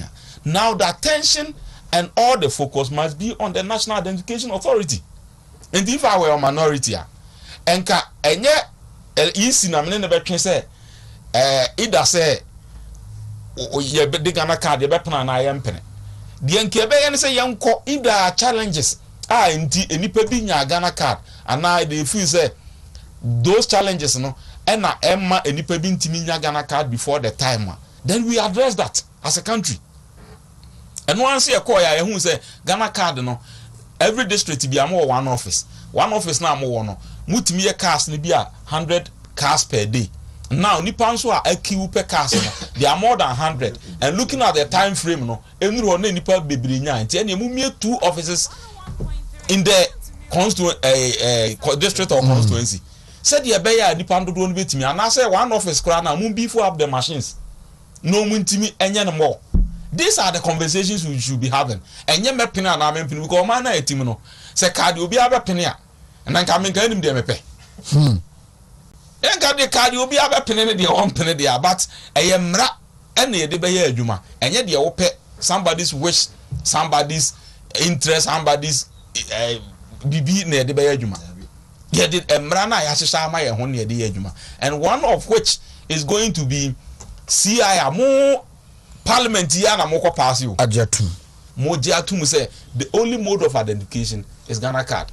And even birth set and those other identifications, Supreme Court have ruled on the Eco Hospital, National Health Insurance card and those cards in SNET and all that. I'm say they're valid. They say no. The kind of say you won't come bibedi as or Maya and common and say. See how many adult Ghanaians and the Ghana card from 18 and above and the Ghana card. How many no money be? What are their challenges? Are they also part of the Stubborn Academy? But they do have better one. But that is where you should also realize or minor and yet the better the debu a minor. Yeah, the brand debu minor. And what says the law at the time of the elections? That is going to be the case. Whether you be disenfranchised or you enfranchise, all choice. All choice. Clearly, say no so person or Ghana card. Me wa pe bi free broach by recently. Also person or Ghana card. Nam so uko Kenya say ho no me no. Okwa within a day or two or akwa je Ghana card or there beto. Or no free broach by Ghana card. Obi ti kuro yi mu. Na enipa ni age. I mean, the thinking of the minority at times it baffles me. At times you don't see who the own come from because anybody that say any age say yeah Stormo Academy. Yeah, we this. We yeah ko register them about embrace yenye eduru ho a ye be sa aka se ye nya kan register na ya sa extended time ye timia a frustrated parliament ye timia pass 11 ti aban na enye sika amon ho bra ye no is this what you can be proud of? This is what you are priding yourself of. And the same way they are saying they have started even before the announcement of the EC.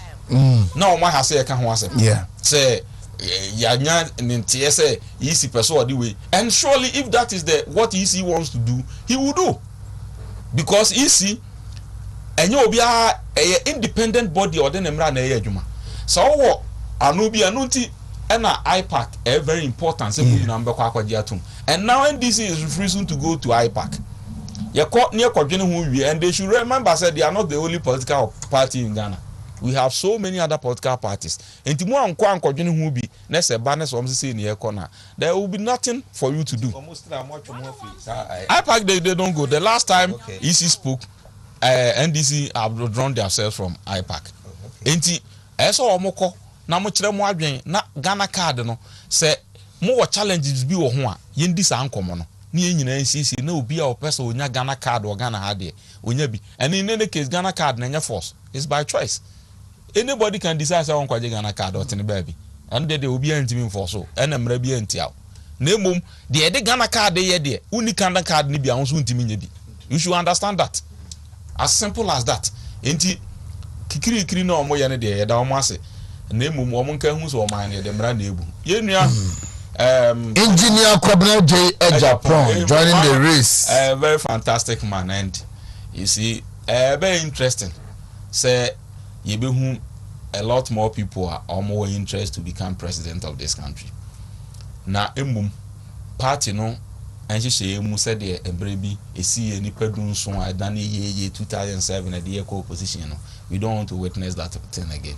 And enunti na party no so National Council am say aye share omo be so so ho na ka ni Super Delegates Conference na omo e ka 5 na 5 no enyina aba be the omo ho abekire delegates na delegates no I decide who to lead them.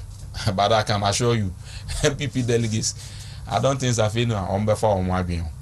Once I ever told baby we pay no money to come about the next line action. Oh sure. So now no mubi obaby and the ever say mubi and you be a kakai and a mobi enya de bema any discordant be ba ye yafu front them ye ma playing for the level omko super delegate conference and next omu yi enipanum ne ba yenso e wase and yenso e behwe ne yenso yi ba ko de ama party no na party na kwa akoton no na ye ma process ne nye fe ne nye ahomeka said de be ya yiwi a nso nyina obi a mu na oni obi a Kwabena Japan has been there before. He was one of the 17 at that time. We were very very young and they okona nim kakra and he said ne also obesa aba. I mean he's welcome where NPP red and blue man just say NPP need true and true to also be contested obi ensin ho kwa in the declaration there it is welcome and yenhwe going forward and how he will conduct himself. Abasa be vote na I don't think so. Elections this time ekono so I mean you say kugum na yakose some people's chances and I say yakose vote to be amobi enya kwan for baby it's never true. Yenhwe the course ukumase chama Wontumi election you realize enipa ebe mu no it ended up street fight between two persons. The call national enipa ebegu mu was secretary line it ended up straight contest between two persons into where econo in as much as a lot of more people will come after the super delegate conference no mugbewa could do no the delegates will show you say a straight fight between these two persons and say drew hosana then we will all know where we will put everything. Dr. Fuku boss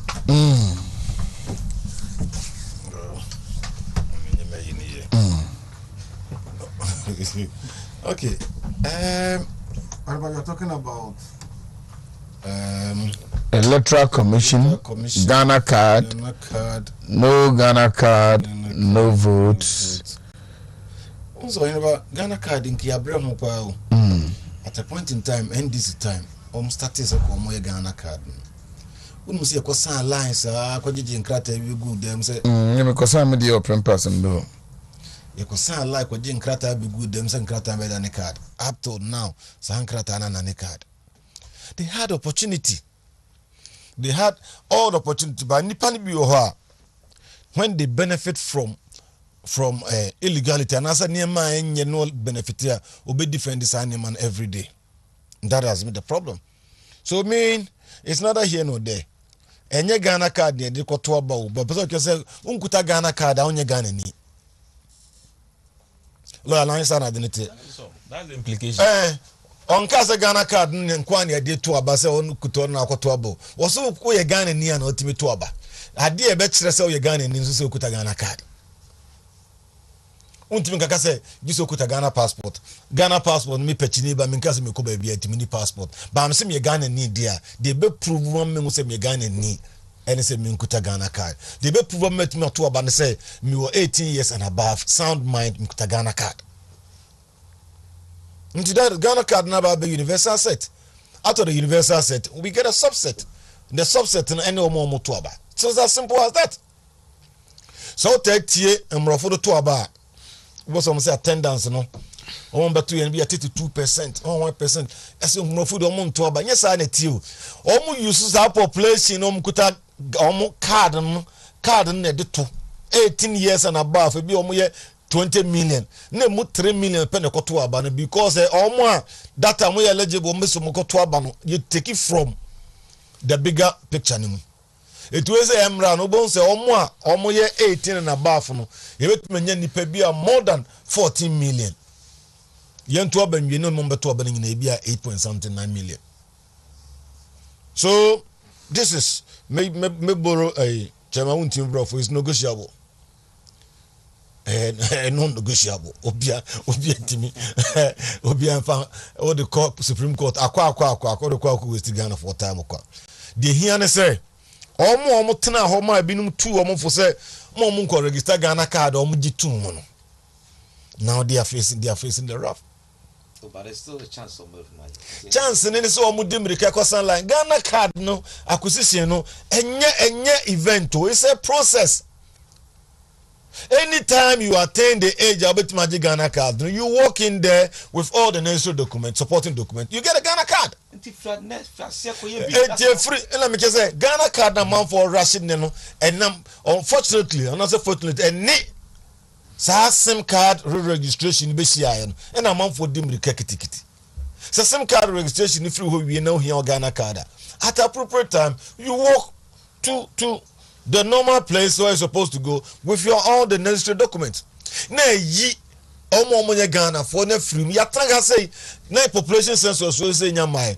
Ni nyina ya say Ghana population almost 34 million. All your population census by say 31.7 something no 32 million. It enya near this figure no. Say 31 point something 32 now ko fan say 34. 2 million no create a lot of problems. Statistically. Yeah. It you know, say no let's have you say 30 almost 32 million. Say 32 million. You can use 34 and fan kwa your assumptions fan kwa bibia. This. It's your best friend. Ghana card is what we need. Ghana card that just what Ghana need. All the best also bit my tuaba na on tuaba. Many electoral commission can come in sanko ye compile list bia bebia. Database no hono udru half Ghana card bra your swap ne bia ma you vote linking up things and then you go. So the Ghana card you better penifo biase vice president and then in penifo mo this digitization by monthful dinner temo montiase no. Okay, since fourth republic ba you know obi nka vice president bia wa ba wa more relevant type papa we our governance system no starting free o man penning Rollins nyanko pon fa ne currency pa o de aka ene papa ya ono so ko ye fifi atamis na me fa na currency pa buy as vice e buy ya bedru yura alumama na me fa na currency buy ya bisi we so o mo nkyere do ye most relevant pa anti amanfo kana na sem ye be won vice bi no me ceremonial now they were more than deputy instead of the vice. Deputy, you say, oh, boss, there, you can go and deputize, you go and do this. But wait there, where you workaholic? Ubahuniha. He's very real. And I say, ye man or Juma, ye intimate criticize so. But wait there, Juma want to be bria or yentini, you can get some 1 or 2, 3 mistakes being in your marketing kitty boom. Mitieni baby, no right, and rich. Station biso red food bi enwumre no me mpese me bo akwa ne di CPP we bibi kuma se ya na MPP penifo no e free one one for so ti bonko so for na he just talking son say adan I say oh na you know Ghana also you know majejen roto no Burkina forecast tracks e bank Ghana ha no Burkina for the doors obebe 80%. Na most monji omo na me say data de kuta wa kire say tracks e Ghana ha no Burkina from 80%. Wow kan ya wudi nkofo atem no wudi MPP for na say mu yeti bon koso for mu yewe for all figures are now so a highly educated person research person figure we na di tuga and how na catch us say toll boot no ni ho a wonti menji toll boot no ewo sa falling tracks no anytime they load a ton airport on us. I want to cast you for now. You can add 1% to it. That one can cater for the toll booth. So why do you go ahead insulting people like that? Also, you see people then there, which is okay. You are entitled to your opinion, but don't go ahead. So, blasting will be come out with alternative, the best alternative. In academia, we don't criticize, we critique. So you tell him, say, it's another. So the vice president is a very perfect gentleman. He has proven himself, say, baby, he performs. The opposition was CPP. Bye. And a CPP are good.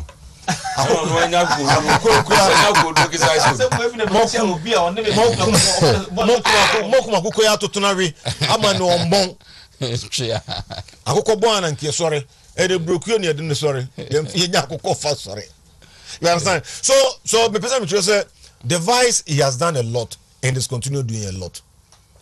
The neema ne ba yi ni bi no e bi ni de say yes e be to aba you be to the card no akwakoto the neema ba yi bi ni say ohene ba ada wo mpeso be tu ka wo so pe bolt wo pe won hwan wo boy na wo to na ka na be gina wanim ba bia wo tena na be gina ho enye magic you be inside no adwuma. You understand it? So all these things are there. Now back to Kobre J Japan. So he's a fine gentleman. He's a full-blooded, said the lawyer knew Mukai say he's a full-blooded MPP man. They should give him the chance. If the delegates fan say he's okay for them to vote for him, why not? Why not? So more be intimidating, more be say Debbie. More encouraging man and calling him. Anything you can do to help him, do to help him. The delegates will speak. Or don't chairman want to make and say a man for action and say and now what declare no I say. There be what say. Who chairman want to be you know say delegates let's see where no more penna. Whom am I?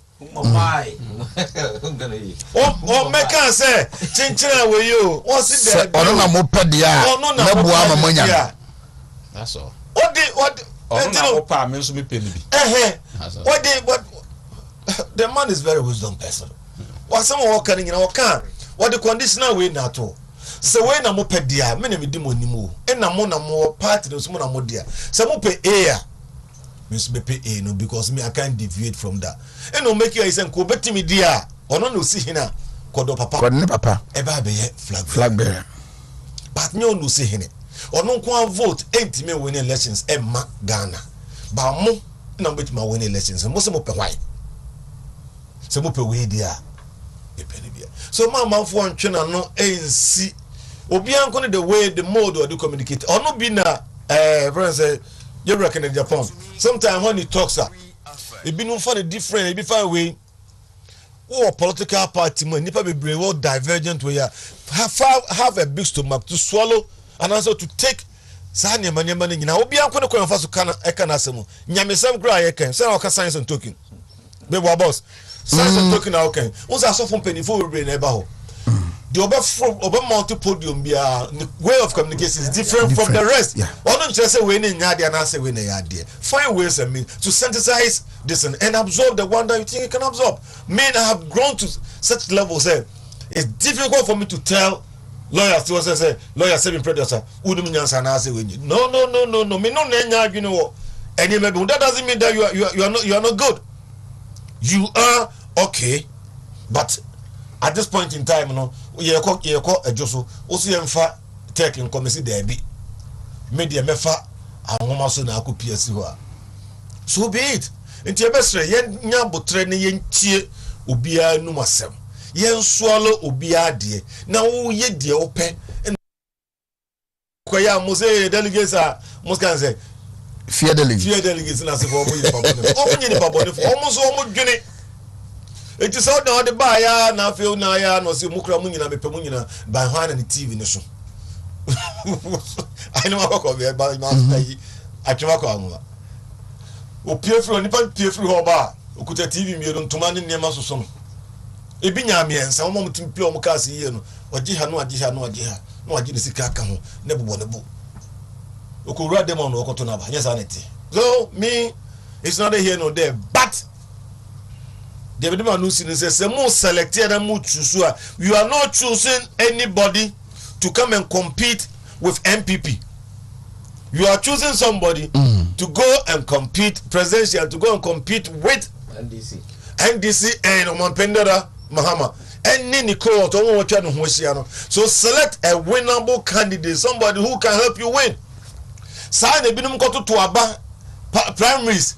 Eden to manning tade and se for koji jisika koto to Obama MPs ni bi wa Ashanti region ha omo te parliament am da so te hona omo te hona kuti MPP bi mu kuti no da so te hona mo te hona se na mo ya na ye kwan ye nya we se voter caucus NDC caucus ultimate kachre o mampani mo se mo amfa sa defense tired with defense na se we mo ye mo pass this mom di because say mo aden no mo te ho bebrebe no 40 something 43 40 something o mo timi fan she mu say manson kwanta kwan o mo huru ko tal da adubiase kwan o mo huru ko tal da pechi number 1 kuro no o mo huru ko tal da number se wa anye ho so ayenso ye man pass we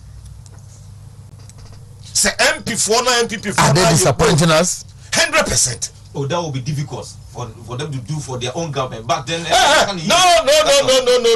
What is difficult? I don't say very difficult. What is difficult about this?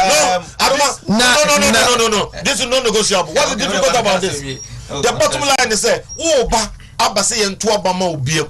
No be gina be kan me say media me MP na me shemra na me ma me development. Me kan kire na ha kan kire oni biem say MP obeka say on the semra no nye development no or basi ento ba mmenu bi e beto amana ba on fa mra o ye no ensense ni kom ni ehwe so the Moses kwaje mra se frusro ba ni kuta no de be kire Israel for no ono so ba e be gina ho so be campaign one day e kwanyo no ye kwan no ko se mra o be gina platform no so a on fa mra o ye ni nyina sense ni kom ni enkan hunu se wo de committee no na ya de o se mra so o hina wo kro mo kra ba ka ke o se onu nti ye nto ba ma o ba mi ye hunu. Oh, you're a politician, you are agent of change. You're supposed to be a developmental person. Now, Amansia West, that is Manson Quanta, personal development. Or no personal development, he had a chair overall development. So, who know I find the BBA course, but come on, a quiet year got a crown. And in the all my life. Me say, Obama life, Bao Bad Beyonce and Tuabama, and Mrao say, Fassin say, Ukum. What the guy did in your said, she said, Famrano say, Ukum, oh dear, Mina Macau. Me say, MP, oh, Beyonce and Tuaba, also in your development, yati, or the Osemra, and Mrakura free Brakotana, who you know, was yano. Fanning in a go of Bosso, Fassin say, Ukum, with Chinebe Gina platforms, near campaign, never so benyana, my background, native messenger. You're supposed to be an agent of change. But you disagree? Practically, a Gado Canada cannot Number practically. So into me politics are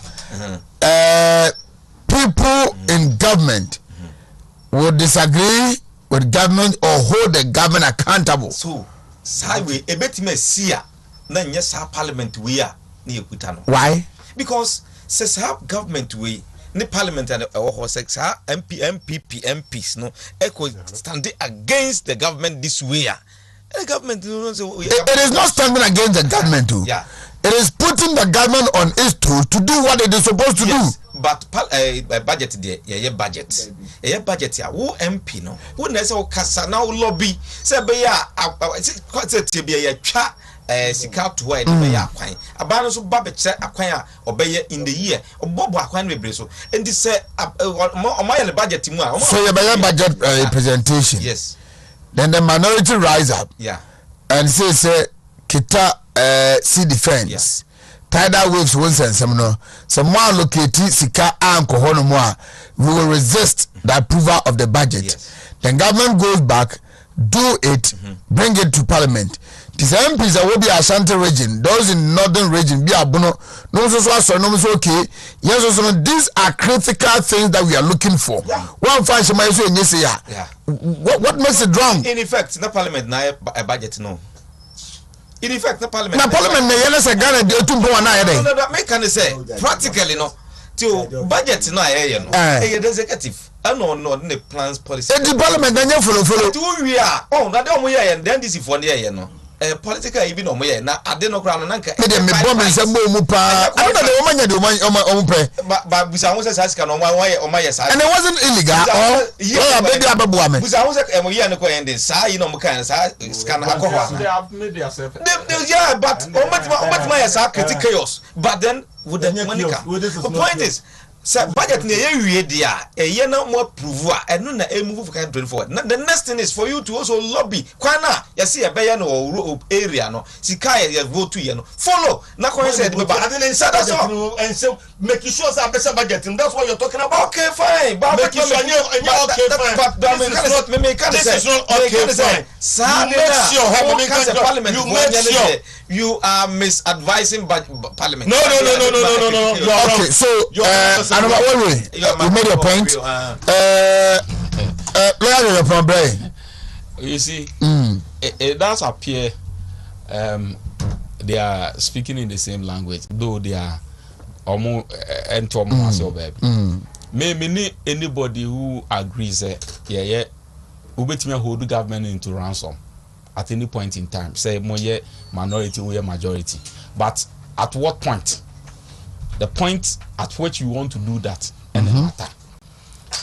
A executive government in our budget for the approval of the parliament. Now, budget committee in it, that is where I will agree with everybody. When budget committee sits and they are doing the budget, minority led by a majority leader, Ashanti caucus, who wait me early doing crop for Mwako. These are our demands. Within this budget, failure of which don't bring them. That's it. And approval stage. So at the budget committee, when it comes to assembly, at that time, now me both defense. Me banner budget committee to say I'm a community. I do anyway. I need them, and there are people who can do that when you are effective and powerful at the house. And think a leader, you lead your people at the budget committee level. Then you tell them these are the demands. You put it on the table. Now no other to abobro na wasi yensui. Yes. The Ashanti Regional Caucus no a press conference. Catcher government say there are critical routes. Abobo manso na no krano. MP jejina umachi. Enti de we read no anyimedu antwi.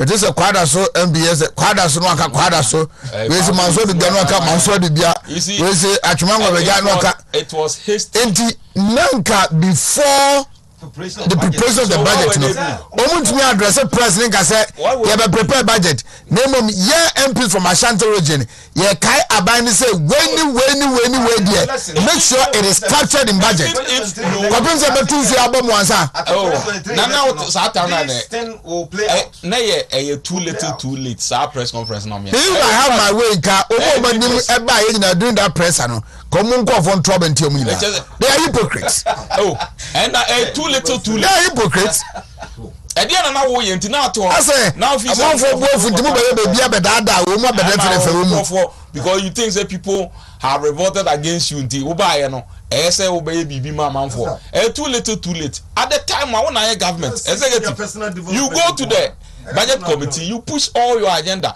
can say man no mo keken kwada so ne ho ahon ya oboi enka what come my budget nu ama you say ehun say bia Kwabri East Manso Adubia and all those areas no special amount has been voted over there. Etin ka be gina we ya wo ken ka wo be ka kire say ye na ye o na mom ye call ye no budget committee ye di we am kan nyina hye mu am ya capture aban na en releases scam contractor man ye then e ho no de ka be ka kire say aban na first scam am but you don't come and tell us say aban na hwenye we budget na approve ye no hin na quotation she say ye nya sa kwan no so it na ye hwehwe ni mu keke too late. And then at the end, they were just playing to gallery or populism. Now, no, they also caucus be and say, oh, prim to our offer. Now you're fortunate, so no, oh, a memudia. Next, the leader name to Frasanti memudia. And Casa caucus no, Ashanti caucus no. Mona masa adorson. So we demand you use your numbers, you use your leadership. And to push that agenda, say when you demanded from this budget. Now yes, say minority or no any opportunity to make input into the budget. Go budget committee could have they will not invite them. And to only input, can be make input to hold you to ransom our parliament. No make demands. You don't do the same. About say you failed totally. What failed totally? You should have presented that. Said now when you're proactive enough to know the demands of your people and know the problem of your region there, these things wouldn't have arisen at all. That's right. And a bra sad no is also very important. Yentimi nko kujina parliament say why we are any say. And no crime just more feeling that. Yes, it is in it before even because you make sure your committee be omwajuma. No, the budget committee be omwajuma. They read the budget to manage economic management team. Economic management team no so all these people are free yakoto alan omunyina those guy Ashanti big weights ni nyina economic management team no ansana more I believe parliamentary caucus on our side edimoko pediase ekoko mamu retreat kire mo say budget e dey bani na budget na e dey ba no these are the reasons that form the budget, these are the pillars timoko no ejina trapoye we so any dey higher budget no. So when you went for the to the retreat ready budget no, what did you do there? E ho na nesen kan baba atwede kura mo bon dem because how there caucus meeting only majority side ti ho no na mbetimi akon why is Kwabri East not mentioned, why is Manso not mentioned, why is Edubia not mentioned? Now you don't come there nekobo yekobru leaders who we are no be a press conference and when you move no now mo to no mo yede this time say ye mo hia say ye kwan mamoa time wa ye budget no ansa na baba parliament no that's the time wa we force and obetima ka kire mo say mo anfa we ya nhemu a eba parliament wa me so meto atia mo and at that time no enye public na nyese afei ya dru parliament NDC fo no mumu anwo no enka ho in preparation no na omo no ka se enko see defense ntino ya anfa nhemu approve na so MP na so gina ho bidia el ho de and dear me just the but before we prepare the budget na say na nsem be ya press conference na ya budget na wi oh say na make no and lawyer kire mu say eno ye populism eno no say ade no any budget so you agree they were populist. Oh, as you know, me there, but now advice a hundred make this a populism because a new budget to my young vote is come man on there. How would the government give you money to go and do it? about the sakura no follow budget no against the law. And you know, next time if you want it to be done, now say yeah budget and that's what's that opportunity to advise them and to tell them that they will hear near call now catch no now omo dia share budget no of what pursue na say nipa yet mu dia ade den na obaya obetima just be aska bi free baby aba na ye che ade na simple I was saying we gather the courage na the next parliamentary primaries no MPBA say obebuli ni way through so be treat is kind of dia renia Obama the campaign ya di amaye no ye meka nche party for some koto bentia. That's right. Bimu to Obama say e dia mo kuma bi ni de obetuma trace ka mamo na wa we ne but we ne a Obama the campaign ya di amaye etumu nto bentia no. We should be bold and courageous and tell the party people. Bre e wo se omo yi omo ankasa ti ase se ya kwa say e bi kwa mo bre ni pa bone sem party na omo ntrachire na nkrofo from ra. That's it. Na fe yenya fresh set of people never enye kwa me se okọ ye no ni development akokra nkoso ozo ne kosa mra onfa mra na wase ne sese ndikom na fanko campaign onfa sese ndikom e me kwa mra maboa me aye ni sa mo nkasa ne o magina platform so mo nkase ne yenkin kai no ne fanto aba. Every political party you join political party for personal development and for holistic development. If you are not getting any of that now, why should you join that party? Obetina ona pechi kwan ni nyina tutu ba bia enko yie enkora school dan nyina enko yie manso kwan ye kwa enko adubia bibia enko na so ba na obe explaining eni nyina be lamente Kwabri East enko yie na oni ye be nyina obe enko yie na obe ni nyina be lamente nyina be su a then you are not a good person no ni ye be su yanko votu anfa kraya obi a obesu bi eni ekofa ne so metu o meye we dabi yanko to base ye pobu obesu kase eni anke ko bantema ko pe ma no musu no be ye MP ye ko pe obi a obedi animu ame akwa ame anya development. If you cannot do it just sit down ko ya de fofo no bi mra, because we have a lot of people do no betimi yakọ ye betra ya kopim ko be nyu obi a obetimi ama development na ye pe no aba. That is one way of talking about. You keep trying and changing. Next time is now Francisco Timmermans Saba. Maybe me call Parliamentary mrapa maye. Naga kwa bere fire nimpa jamu kwa yiho. Ako to aba mamrano. Na table so say. On mrano sense no hono yenkai. Ebi amrano ba boy. Edi amranko ane. So wo fufu no fia no honom no.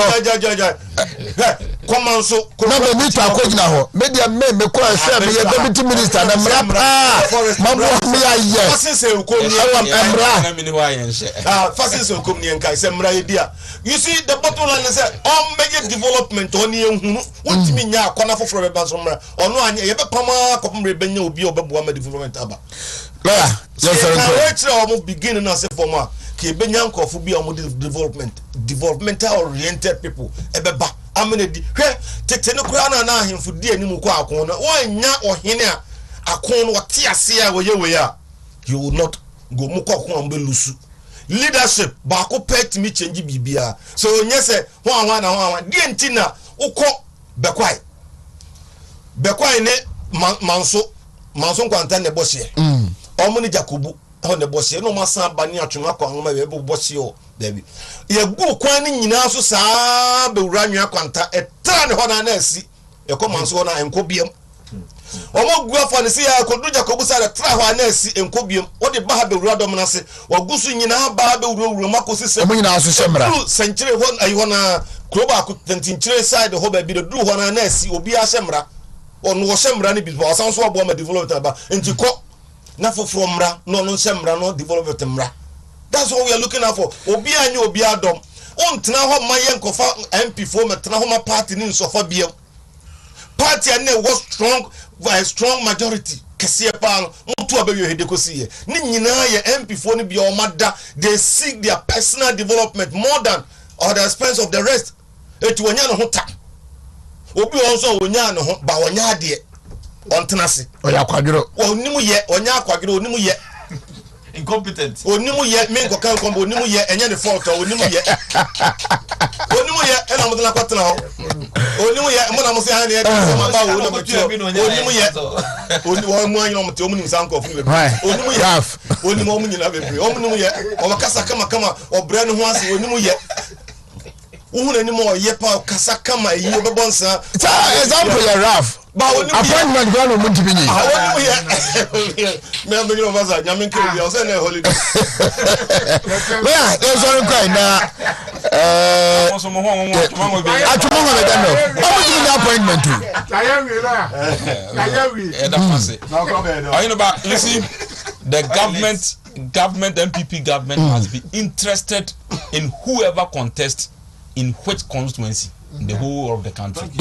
The party. If we are to break the 8, listen, not the party. The government should be interested in who becomes what. Must be interested and who's become the member of parliament in which constituency. Because at the end of the day, it is the government that suffers. MPP party now party no there. Or any Juma or any BBS or but it's the government that is. And now let me say, Shady, I found your markings. I'm a futuai. That's the point. A constituency that was supposed to be a stronghold of the NDC. Yes, what turning it to himself. And never the other futuai. Wouldn't say, responsibility case deputy majority leader. Or your business in MPs here. Women are saying, Akatakata, women in parliament, I found your marking, Look at how we are turning a futu to be. After Markins, a futu. I don't know how he got my number. He called me and asked me of Kwabri East. I'm telling you. You call him and ask him. Really? I'm telling you, I don't know how he got my number. And since then, I've saved his number. After Markins. Kwabri East in Wasem. Kwabri East in Kwasem. Now, loyal Sepuku. Still, I'll be contesting independent Nana. He was at a futu. But I know I'm going to Abraham. Nam me send lawyer number man se senior we dey mesre wa enkomo we dey ya heneni mu na mbetimi aka ne nkasa ene me boss nkasa na ebi ana abodwe yaba. He called me not once, most of the time. So what no afa. Na Sunday no me obi di nkomo. I mean honorable Electoral. I think a contemporary Western region. Western region. Ni P. Na me ni dinko on ye kike kan MPs no ne party hu nkomo ya. Then he told me say about 2 weeks to election. Na enyema mo aye din wo hono. Then honorable Electoral far from of Fred Eslausu. Of Fred numere be 9 thereof. And a pabe 10. Was na Eslau Krumo. Na adwuma onu mu kokko yeye ewo constituency hono no. And do you know say Trimude also ofri hono na a 10 in Emara because 1 month to election they thought they were going to lose the seat. And nipa no so acknowledge say o lose seat so I should seek help. And nipa no so buy. So one way to acknowledge your own shortfall no and so be say adwuma koye sika was abodi say esla de ma wo mu no. That's the point. You see enti nipa bi wo hono ma Unim Ashanti region, there are a lot of MPs here. They don't pay calls from their constituencies. And I'm happy saying I'm in Kwana Minim. Oh, baby. Maybe the Ashanti region I'm wanting. There are a lot of MPs they don't pay calls from their constituencies. MP in Commonwealth Yesua. MP no he nearly lost his seat from Ashanti region. Then you told me 1 year now Oziho. People complain. I called him live radio, and then he admitted. Also, no said in this region. Yes, in this region. And because Trimude, and they say, oh, fees or when the primaries now is done there. Primaries now, so he has the means to win the primaries. And they said, yeah, remember 20 you. At the time, near war. Law faculty now when you sit because primaries no people election I say no election I say no say sika nko na dey win election henka enipa bi antimi an win this time election police station for ya moto abai ko na select sa police station for ya na kototo abama constituency executive uko constituency bia o mo na ekuta sika kese kro mo na lose ye I will be on fa bicycle ngu track man kwesi omo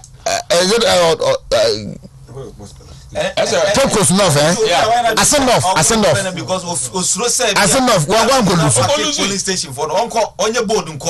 It is about time. Party now, by now be interested. No, be man, the research team, so I very, very powerful. And then maybe the Babume. So we are coming to account. say director of na be ka say MP we abrabo no mo tra ho boy no say mo jini sika mo kwoto aba mana mo bebre eti eno na make and they send the packer eno na make say director of research ni timi ye ni nyina wie na research no e ba abontia na say me hu research bi a o my minim how authentic it is baby a no waka the chances of that MP most likely to lose ne sa anema no they should have that research team any say adwuma no money director of research the whole presidency and also the whole party office at the presidency me say apani na who's mensa next what the bar next mo pe yes Dr. Smasapon mo so ka kire Dr. Smasapon say mo commission won any team so mo nya dwuma we ma wa advice by margin of error one benya be 0.5 obewie no eye or the man there will be at that accuracy nti ba ne sa na nipa e feel say likely you are going to lose no close doors meeting no mo no akasa e wo dem be ma de na ko esese na tie okwa emfa wan tie ase anu mo agya ni aye campaign tie anu lose because you timi ma won ko lose when you sit we saw it coming say we are going to lose. We saw it coming. My colleague I know NDC and he maneuvered his way through. Akoye candidate was akwa wa call you. That's the point. Wenchi on na NDC parliamentary or primaries ni bi. And o catch them say massa. Ye seat ni de buzi seat nya de ebetimi age. Na emom say mu mistake the papa we say bad there. We are going to take that seat. Na am so o ja wasem buzi seat. Say share. MPP for na beto atia in protest. Yeah. I'm telling you. And lo and behold, so we be this knew this and saw this coming. Na papa na kwa lose wa.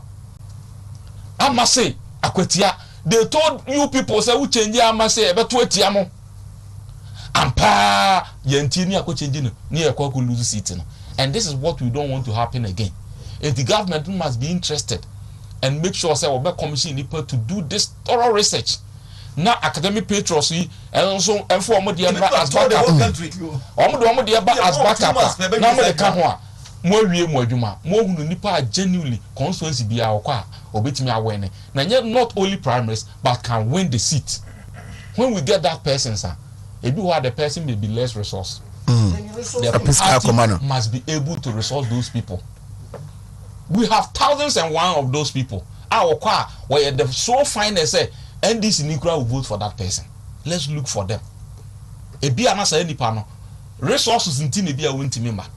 There's a party ne fish out those people. Na party and the government no efa kwa bi so even financiers of the party no ezo so efa kwa bi so no mutimi boasa afọ no mo ba. We are going to have absolute majority. Yenya eno awie no then we are going to fight the presidential to win the presidential because say president timi wene obi timi wene President me BT the parliamentary candidate as much as 20,000 votes. Why should that person be given chance to contest again? 20,000, not president. We are appointment as me. President BT go no city and no na yes or campaign. And maybe affected president no near to Obama near to be my president. Oh, now to also president in kind. I think yeah, to about president 48,000. 20,000 now we are 28,000.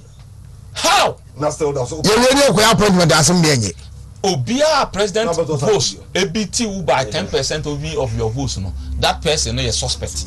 I say who says that person is likelihood to beat me lose. And the best party interested in this because coming this election, no, and your case grows 2024, make or break of NPP and Ghana because gains are about the baby or about the drew. You are fighting in the midst of these difficult challenges, global challenges and these internal challenges. No, yet me are fighting against it. Me making say a opposition. All these gains are going to be eroded like 2008. You best start for square one. Or mine we won't get near so much, so we can't disappoint them. And this is the time I said Abani interested in whoever will contest in the parliamentary elections. But I say, Yanko. I remember say Bapon.